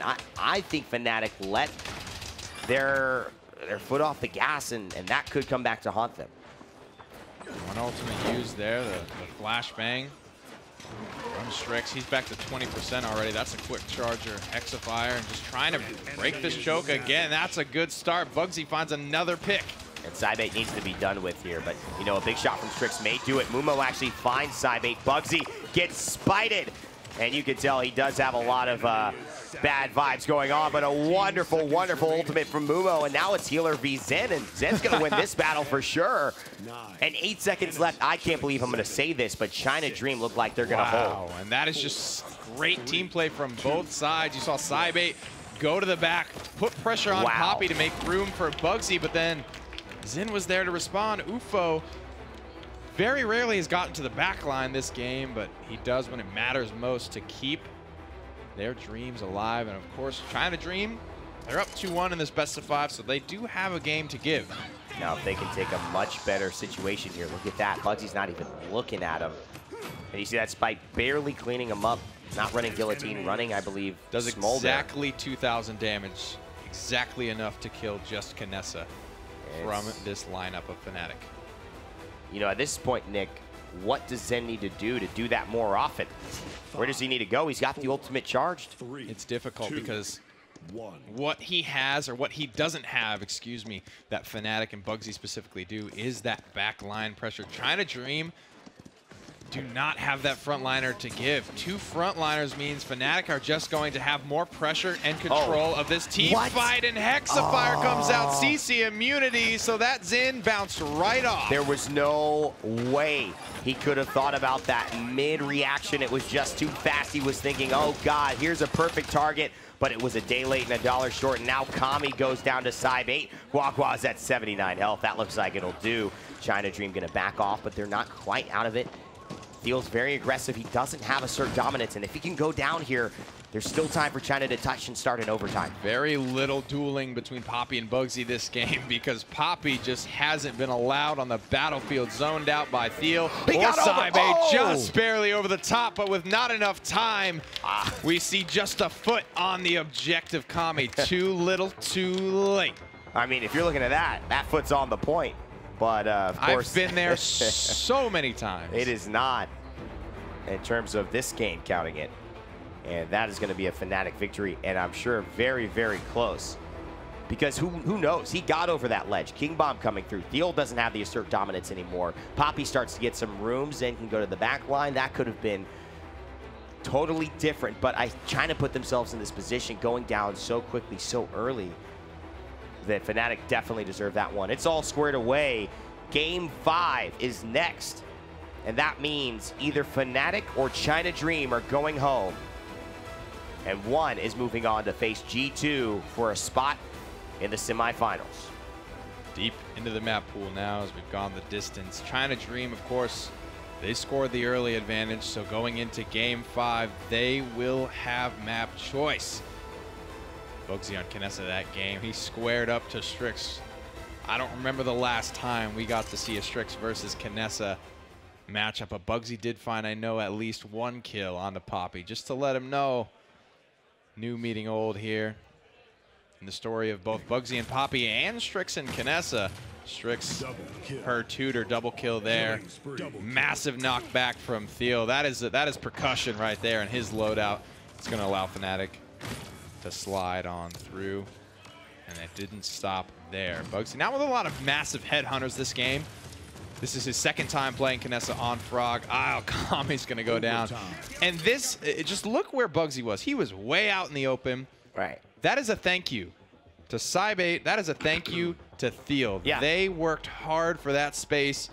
They left it up to bugzy to make it useful, and he did. And I think that's why I don't, you know, sometimes I can criticize this Chinese drafting style, and it's not that it's bad, it's just certain maps, you know, cater to these lineups working out so much better because you have 2 flankers that won't die, and they're frontliners. They're doing the same job. Zen, if Zen was replaced with Ashe, the pressure would have been onto bugzy. Can we talk about Game 5, tournament life on the line, Fisheko with the most stern look on his face, but casually fidget spinning? Well, you know, I think that's all you have to do. The INAP fidget spinner, that's the play. The INAP fidget spinner. They're hip. That's a hip company right there. Keeping gamers focused. Little fishy there in the middle. No more fidget spinning for him. He took it away. He did it, so it's time to play. Get your toy if you win, Fishy. China Dream, FNATIC, best of 5. Game 5 on its way. China Dream, of course, losing the previous game. The way the maps work in Paladins, we go Game 1. Map is chosen by the high seed. Game 2, the lower seed has their pick. From there on out in the set, the selection is for that of the loser. That, of course, being China Dream there on Frog Isle. They will choose where this series will come to an end. Packed house here in the Expo Hall. As Smite currently on a break, we've got their fans. Welcome, welcome, one and all. You have come at a great time. Oh, it's a great time. It's a great time to be a Paladins esports fan. It's a great time to browse it, to catch it, to be here in this moment. You know, you don't realize these things sometimes until they pass. And I think Valencia allowed at least myself, and I'm sure Nick as well, to kind of appreciate the history in the making kind of atmosphere that tournament was. And with what we saw earlier today with Nocturnes, that's definitely already got that vibe of history in the making. And this could be another plot point in an incredible book. Breakout lands for these international teams. And of course, who could forget DreamHack Valencia in the first round, District 69 being upset by a Chinese team, collapsing that roster after that land. Bugzy and Gerrah, the remaining members, they face defeat at the Chinese hands once more 6 months later at the PWC. Well, anything can happen. It's a Bright Marsh, Game 5, kind of a precarious situation. This is a, I could see this the way these teams have played. I think one team's gonna go big here. I think the other team is gonna have a hard time adjusting. This is not a very forgiving map if you are on the back foot. But as long as both teams get a good draft, we are in for some exciting Paladins. Torvald banned, Makoa banned, China Dream first pick. Will it be Buck? It's Bomb King. And FNATIC now have an interesting 2 picks coming up. Bans exactly the same, 4 out of 5 games in this set. Torvald banned almost every game. There's the ruckus coming through. Will Genos follow? Of course, powered by INAP Fidget Spinner as well. Powered by our lovely friends, cloud computing, networking. What don't they make at this point? Fidget spinners, cloud computing. They make dreams come true. They make dreams. China Dream powered by INAP. I'll let them have that slogan. Genos will be let slip back to China Dream. It will be Ruckus Buck taken. And you gotta wonder about this. I mean, Poppy can play it. I was gonna say, with Guagua likely already having Bomb King, do they need the Buck right there? But Poppy has shown it earlier in the set on Serpent Beach. That is important. And at this point, FNATIC looking very good here, trying to round out this squad with a 4th. Could be a frontliner. I think Inara is one to mess with here. They're going to go Ash and Ruckus. I don't see Inara getting picked up by China Dream, but I do hope that they have something else other than the Fernando. And here's the Cassie to spice it back up. That impulse from Poppy. Have they ever run a frontliner or second frontliner in this tournament? Or has it always been one? I think they've run 2. I think they even did it in the set once, but I don't think they did it with Fernando. I don't know. There was that moment where they had Ash, and I think they had Ash and Ruckus on Stone Keep. I think that's what they did. But right now, Cassie and Grok. Grok, kind of that pseudo frontliner, though, Nick. You talk about that quite often. He's a tanky support character in his classification, but 2,700 base HP, 3,000 potential with his loadout cards. He's got immunity frames on Ghost Walk, a lot of healing to box out with the best of them. Effective health for Grok, easily creeping upwards, much past where a Barrack would sit, and maybe even that of Makoa. Zen, the final pick. Bit ironic. Chinese wielding crime boss. Taken against the Chinese team here at DreamHack, excuse me, not DreamHack, Hi-Rez Expo. And of course, you have to think that if China do win this one, it will be their greatest win since that tournament in Valencia. And of course, FNATIC, if they lose this, it will be their biggest upset almost ever. I mean, I assume this is for Bugzy. And that's, at this point, is he not cemented as the most flexible player in professional Paladins? Maeve, Xin, Kinessa, tanks, supports, front lines. It doesn't matter. Bugzy will play it. Bugzy will perform. Biden's going to fight you on that one. And so is China Dream. Will it be the China Dream or the FNATIC Nightmare as we head into Game 5? Scoreboard opening up here. Demolition Bomb King. Make some noise. That's one we don't see very often. Bulk up Buck and Smolder from Bugzy. Aerial assault on the Ruckus here as they head off to battle. Right side from Ash. Going along tandem with Buck. Trying to see what they can find. And they find a lot of damage. Buck has to back off Poppy there, not missing many shots. First blood waiting, ripe to be drawn. Poppy low, Poppy being pushed, but his team is there. First blood goes to China. That's big. They all come back to support Poppy. This is huge. Kami finds a kill on the Thiel. Bugzy, though, gets Poppy after, or excuse me, before the fact. and that is important. They are without that such consistent DPS that Cassie brings to a fight. Superstar taking down Superstar. Bugzy, frankly, for me, the upper hand in this set when it came down to that 1v1 matchup. 48% as Fernando charges off, receiving some shielding, but Fisheko again falls. I mean, Fisheko is getting toyed with right now, and this is not good. Poppy waiting for the counter, very smart, but actually hits it, and now chases down Bugzy. But Poppy gets the better end of that trade. This is Chinese mastery, mechanical prowess, going up against one of the European dynamos, the most flexible player in Paladins, and Guagua and the rest of China Dream keep it going and grab objective number 1. Sniper versus sniper, Bugzy and Poppy square off. Now backline versus backline. Bugzy will have the chance to go toe-to-toe with Poppy. The score in this game is even, both taking 1 kill off of each other, but China Dream as a whole come out on top. China have loved this solo frontline Fernando. We've questioned whether it works. It didn't before. It got them here into the loser's bracket, but if they can win now, they will prove unequivocally that it is something that is viable here in the PWC heading out before they get to that elusive semifinal. Still a lot of work to go. They are low right now, Evan. This is dangerous stuff for FNATIC. The payload just one. Making quick progress. Fisheko missed blast shot by Poppy. A rare miss. Missed. But he's gonna not clean it up. Fisheko turns it around. 2 huge misses by China's lead fragger. Swing and a miss, but you gotta say, that's just Poppy underperforming. FNATIC were dead to rights there. They had the will signed, ready to be sent to the relatives because he was dead. But it doesn't go that way. A couple down from China Dream. FNATIC still under pressure. Bugzy finds one on the Guagua. Kami and Poppy back in the action, and Fisheko, he gets that return death that he was kind of due for from Poppy. Bugzy getting a lot of healing, but he's used his resources to get in 15 seconds before he can re-enter below. His primary immunity sustained. Poppy on the mark this time. Popping off. Through time and space here, Nick. What do you think? I don't know if you used ults. I think this is a decent time to do it. You've still got a minute left. You do indeed. China there it charging theirs pretty quickly. Poppy bomb out. Void gripped up. Thiel barely makes it back into his immunity circle. And now it's time for the Grumpy Bomb. That could hit. He's got to go in a corner, and nobody likes to put Ash in a corner. Bob King runs out, and he's got a Poppy Bomb if he needs it. King Bomb is here. Dread Serpent just to stabilize FNATIC. No, this is a threatening position to be in on Bright Marsh. The guns have been brought out. Cybate is stunned on the front lines. He will fall. The King credited with that kill. Fisheko retreats to the back line. Bugzy has a presence, but he's reaching at this moment.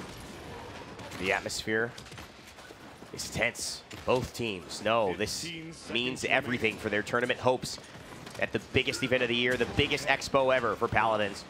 The first real world championship as the Tempest gets popped by Grok. He's going in. It's all China. They want to finish this here with a 2-0. They want to start things off strong. Shoulder bash. Deleted. Ash, I don't even know if she's a playable character anymore. She goes back to base for 10 seconds. Kami finds another, and it looks like now this is going to be China Dream pushing it 2-0 to start game number 5. China Dream with the strength. They go for the throat. They commit. They lay it on the line. They set the pace. Narrow misses, turnaround kills. Fisheko needs to wake up a little bit. Just a little bit in this game. He had a rough start. He got picked off twice in a row with finding nothing. Turned it around slightly, but frankly, that was more of a misplay by Poppy than it was a turnaround by Fisheko. He's picked up blast shields. This will not only help him against Fernando, this will also help him against the primary measure of burst damage from Cassie, which is the blast shot. She has chosen that legendary to supplement that specific skill to increase its burst damage. It doesn't stop there. Guagua, of course, the Bomb King. Bombs do what? They explode. Blast damage, blast shields. It's all mitigated for Fisheko. Goes onto the right side now. Kami, oh my God, the burst is big. And now he's still got his heroic leap. He's going to have some heroics here if he's going to turn it around for FNATIC. China Dream firmly controlling that room. Notably, none of the Stigala, the Terminus, or the Inara picked up in this one.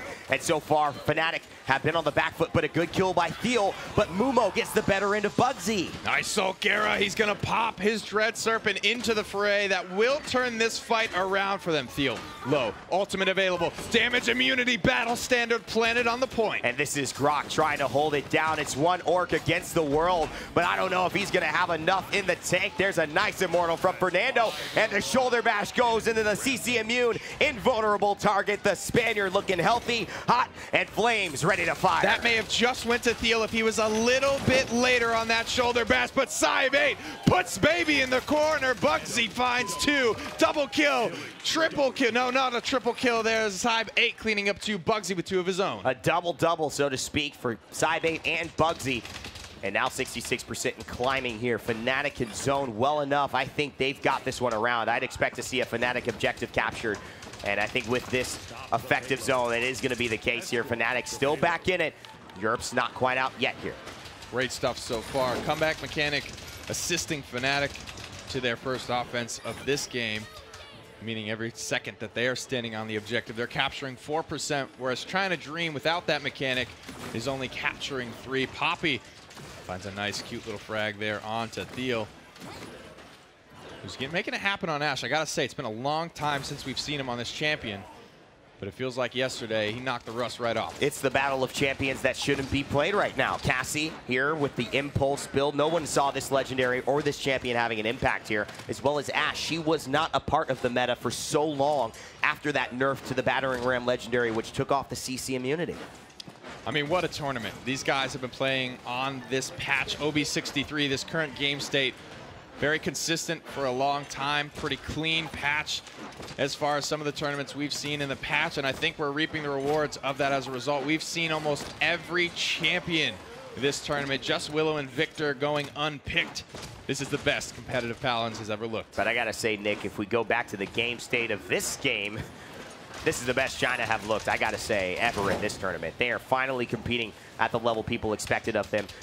They are on defense. Remember, this is not offense. This is defense. They are so far into FNATIC's base that FNATIC can't even get back to the payload. That is how dominant this defensive kind of run has been for China thus far. But this is a risk that is currently paying off for China Dream. If they collapse here, they're going to have to give up a lot of ground, but FNATIC have a lot of ground to gain. Every second that FNATIC is not contesting this payload, you can see this indicated by the backwards arrow at the top of your screen. The payload is regressing towards its origination point.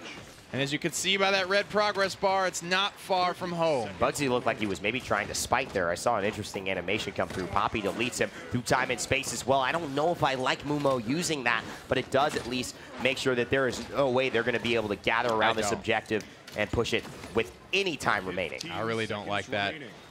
I mean, FNATIC have such a long way to go. This has to be a miracle offense from them if they want to get it done. And they're going to be on game point. China Dream up 2-1 right now. If they hold this defense, they will score another point and put FNATIC against the ropes. I mean, at this point, you have to say that there is a very big chance China will move on. As overtime looks to be probably taking away with one more kill. Anything, of course, can happen. Bugzy on the Zen might make a big play here. But China, as we expected, defend. What this means is next round, they have a chance to capture this objective and move on to the game that would be the preliminary before the semifinal later today. And this man could be at the helm of it all. Poppy playing out of his mind on Cassie. Double kill there. As, of course, like you mentioned on defense, China Dream deep behind enemy lines as a unit. Zoning out FNATIC, not giving them an inch. This man at the helm, we commented on the use of the time and space, but Mumo with 20 seconds left in that round, 30 seconds left in that round, sitting back at 80%. UFO, 93,000 damage on Grok, the king, and frankly, the pack very close behind him, but Grok remains far out in front. And right now, getting down to business. That shoulder bash not getting much. They don't have the disengage. In fact, he uses it, but it doesn't knock Ashe out of it. And therefore, with 11% and counting, they're not going to find much. What a shot, Poppy. Are you out of your mind? Thiel. Did he even aim that? He bought so much attention from China Dream. FNATIC had to make something happen there. Thiel narrowly escapes demise. As time and space rips through, Sybe 8 finds one, Sybe 8 finds two. The young Italian making it work. The 16-year-old trying to make a huge comeback for FNATIC, and that might be it. He gets all of them. Sybe 8 gets them all, and he goes ahead and shuts down China Dream for now, but they've got 51% on the objective. FNATIC now 74. They have a lesser advantage in capturing this one, and maybe, just maybe, someone can touch, but it's 97%. It's objective captured. FNATIC still in it. They remain safe for at least another round. Of course, there is no defensive points in Paladins to win the game. China Dream will have to capture another payload, another neutral capture point like the one you just saw, if they want to put FNATIC to bed. Now again, not a great offense from FNATIC in the prior round. So far, we are seeing the same. Some of the shots coming through from Poppy are pretty otherworldly. So quick, so decisive, so mechanical. It's something that you really look at and say, I can't learn that. That's something that's talent. That is at another level, even if I tried. But you have to say that China have really struggled early on, Nick. That struggle seems to be dissipating very, very quickly. Rapidly, in fact, taking a quadra kill from Sybe 8 just to hang on. 3-2, the score line, the offense again not finding traction, wheels spinning in the back line. FNATIC desperately clamoring to find some hope to get this payload moving. So Mumo again uses that through time and space, that ultimate from Genos, and actually, to me, is just showing that he likes to use it liberally. He gets back that objective, that morale boost, not that boost to his morale, so to speak, and that ultimate, allowing him to just capture so much more of that charge quicker. And whether he's running the card or not, he is getting back to about 100% by the time that they need it to, whether it's a defense, whether it's an objective fight. So I don't mind him searching for one kill or two that can make this defense even more solid. 42 seconds on the clock. FNATIC, they are, at this point, probably not using any more ultimates. I think they're going to go full Virtus Pro here. Hang on to all of them, use them offensively in the next round, because they know even if they expend them here, even if they push this in a miracle fashion to conversion, they just tie it up 3-3, and then they hand ult economy advantage back over to China Dream. I think the problem right now, Nick, what I'm seeing is Guagua's playing very, very well, and Fisheko's playing very average. I think he's not having a great game here on this Buck. It's not a good matchup for Buck right now. Bomb King is not a target you can really burst down, and he's got a way to disengage from Buck and really not be that much more of a threat. China Dream still 3-2, but if they lose here in this objective, they don't lose the game immediately, but FNATIC can then push to make a 4-2 comeback, so this one could decide it all. The only way they were able to hang on, quadra kill. There's the first two off the back of the ultimate to the point. The Italian goes, missile launcher finds 3, and the shots ring through, headshots to find 4 in a row. Young Julio, the ripe young age of 15, or so I'm told. He already looks upset. He's all right. He has no reason to hang his head. You know, you got to look at 7 and 12 from Fisheko. All of FNATIC pretty negative, except for Sybe 8. China Dream, not an easy composition to flank. They are tanky. Cassie is mobile. Not only she can roll backwards, disengage you to create even twice that amount of space. Poppy, as a result, he's 14 and 7, few deaths to his name. And this is what Sybe 8's been doing, and he's been a big, big factor in this game. And he may just find, oh, he's going to get around, and he's not going to be in danger at all. No ultimates used quite yet, but through time and space is there. They actually do find Sybe 8. He goes to about 50%. Fisheko, Evan, he's fallen again. Lesser comeback mechanic enabled for FNATIC. Every other tick is worth 4. Every other tick is worth 3. 66% already on the point for China Dream, the good old-fashioned way. 81%, Nick. China, are they gonna do it? Grumpy Bomb here. This duel could mean everything. He's got to get the buck, but he doesn't. Guagua, though, does end up finding it thanks to the Grumpy Bomb that was left there, and the detonation of 800 damage is enough. Bugzy versus Poppy. Bugzy pops off on Poppy. Sybe 8 with a Hexafire in overtime here. It looks like FNATIC have now taken back the point, but it's not over. Again, Sybe, he's representing our country with pride right now, and that's Italy, of course.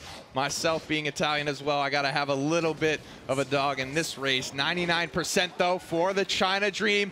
FNATIC desperately trying to zone, trying to capture this payload. It looks like they will. And this is bad. They just used the King Bomb. It gets no value. China Dream now 900 credits down. 3 objectives captured for FNATIC. They are really down in the economy here. That's a full tier 2 item. That's tier 2 cauterize, and you've got nothing that they are ahead of China Dream right now.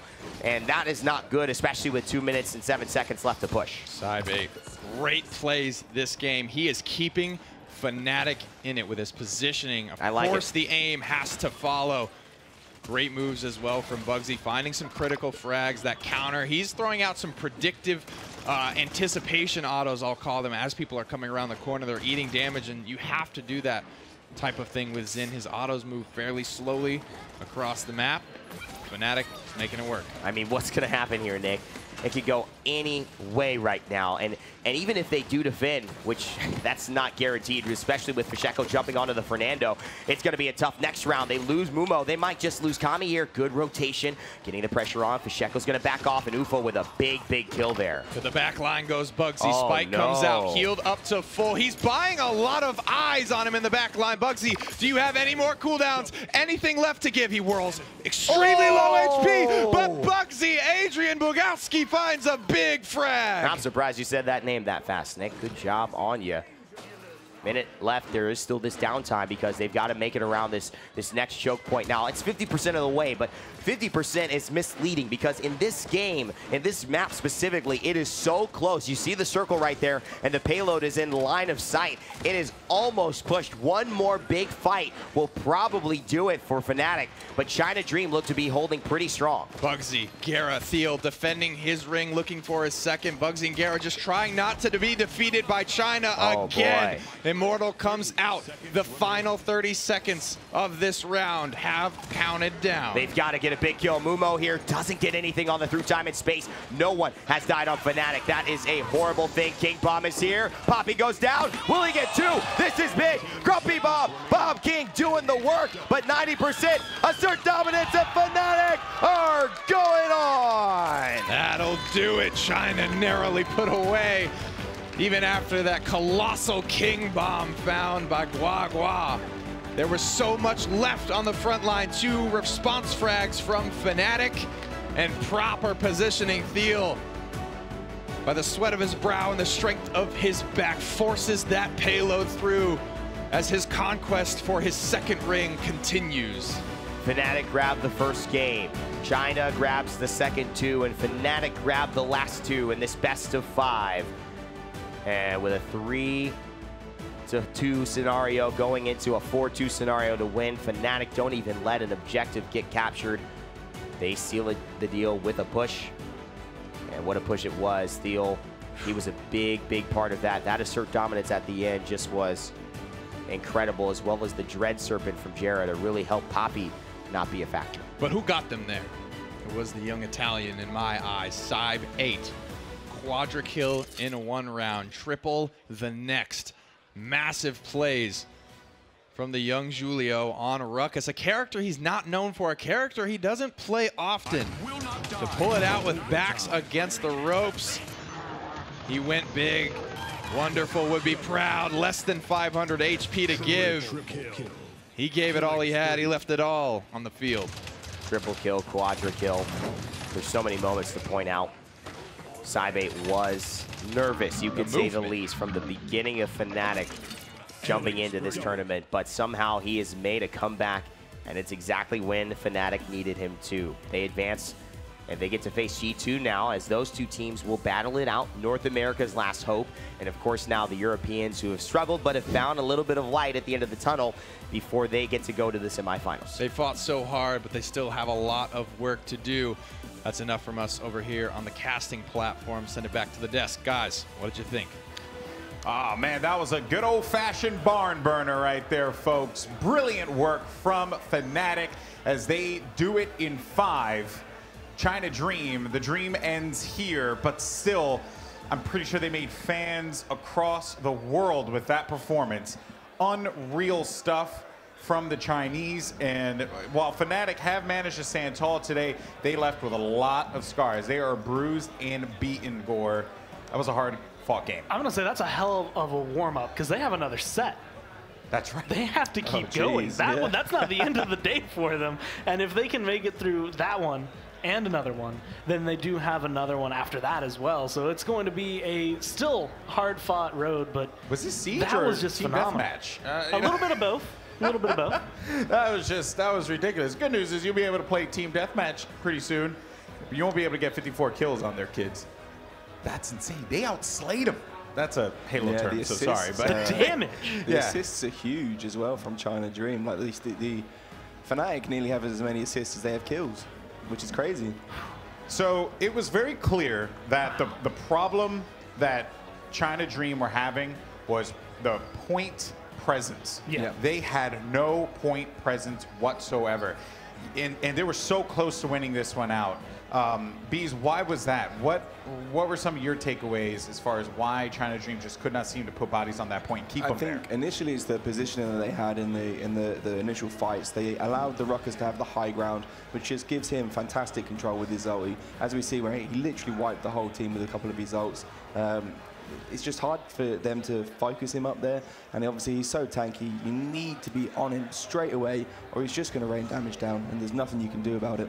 Yeah. And when you're on this map, the first couple rounds, it was going really great for China, and that's just because we didn't see Saibate having that same impact. Yeah. Once it got to those later rounds, he's coming right at the beginning, has his ult, gets on the high ground, and no one from China looks at him until they realize he's got 6 guns pointed at me, and he is firing every single one of them. Yeah. I am getting blown up. I don't have enough time to respond. They literally could flick, see him, die, and that happened to a quadra kill. He got a triple kill, and I just wrote, they have no answer for Saibate. They didn't know what to do with him, and it lost them so much crucial advantage. They just weren't aware, right? There was a moment, I believe, where Guagua was engaging in a fight on the left-hand side of the map in one of like the houses, and I believe Saibate was just on the roof of the point. And he had already picked up a double kill. Guagua was already halfway on health. He looks up, and he's just being shredded. As you mentioned before, he's just getting pelted with bullets and rockets and everything in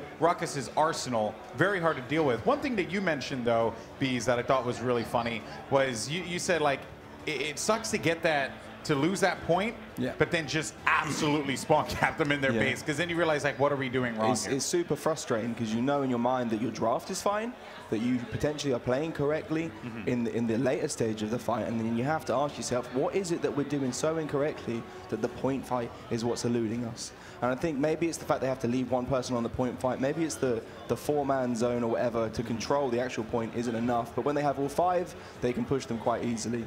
Yeah. Something maybe they need to look into working on.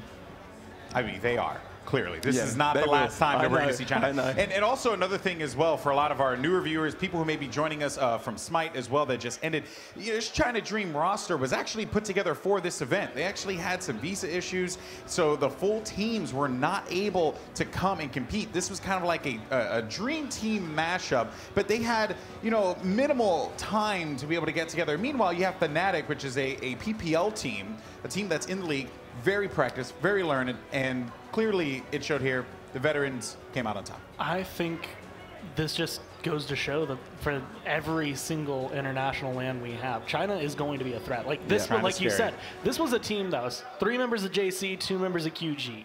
JC Gaming was the first seed. I didn't know what to expect out of them, but now we have a little bit of the taste. As a full roster, they show up. That could have potentially been them standing there and moving on forward. Well, indeed. In Valencia, like, I mean, it felt like D69 slept on China in Valencia, and there were huge upsets because of that. And I just think in such a large international stage here now, like, teams are just not going to take that risk anymore. They're not, as Elvin said, like, there's no one to underestimate in this tournament at the moment. Yeah, exciting matchups through and through, but that's going to wrap it up here for the Alienware Analyst Test. The good news is, oh my goodness, there's so much more Paladins coming up next, because FNATIC will take on the last hope for North America. Cuss Cutie and the boys over in G2 Esports will take the stage and go up against the Europeans. For now, let's send it over, though, to Shift with a member of FNATIC. Well, we've been waiting long enough to see the sets go all the way to 5 or 7 in some instances. We're finally going to get it. We've got the man himself, Bugzy, on stage. And first and foremost, you know, the one thing I want to grill you about and try to get into your head is, what does it mean as you jump from D69 to FNATIC to kind of take a sidestep back from the main damage dealer and be able to flex as much as you have here this weekend? The reason I played more of a stable role in D69 is because we had a couple issues with people not being able to ult manage as well as they should have. So I stepped off from that role and tried to fill whatever my team needed. And now an interesting moment in the draft, speaking of you and your ability to damage, Frog Isle, Strix gets picked up. What's going through your head as you're in the draft in comm saying, give me this Kinessa against the Strix? Well, Kinessa is a comfort pick, but also I can only see Hecate being in a crowd and just hoping that I will pick the sniper against the sniper and dominate him. And you pretty much did that. The stat line at the beginning, he had 5 deaths, you had none, so there's some confidence there. But speaking of confidence, and to, again, your new team, FNATIC, it seems as after the fall season, you guys come in as their 1 seed, but you get to the LAN, and you have to fight your way back through just to get a spot here. And now after a tough set versus Space Station, and then, of course, the G2 loss, you guys always seem to come out to perform when your backs are against the wall. What does that mean as someone who's as veteran to you to try to coach these younger players into those situations? I think it's just the drive that this is our last chance in the tournament, and let's make the best out of it. And that makes us try even harder beyond our limits to pull up the victory. And now, also, there's so much story behind you. You've been in the scene for so long. What does it feel like for people, not only like you and Gerrah, but also you talk about Thiel and a little bit of heartbreak back in Valencia, but specifically for you guys as you have a victory now against most of what was that China roster that defeated you guys back then? Well, it doesn't feel the same because this is not the QG that D69 lost to in Valencia. But hopefully we will be able to fight versus a full QG roster, maybe next HRX. Or sooner, maybe, if that is if that comes up. Last thoughts, rematch. FNATIC G2 obviously didn't go your way the first time. Are you guys feeling more confident after that win versus China going into the North Americans here? The momentum definitely is towards us. We'll try to make the best out of it and play our hearts out. Play it out. Good luck. Congratulations on the first win, but not done yet. They've got a lot to do in G2, looking to be that North American team to move all the way into the finals. We'll catch you guys back next for the rematch. Don't you go anywhere.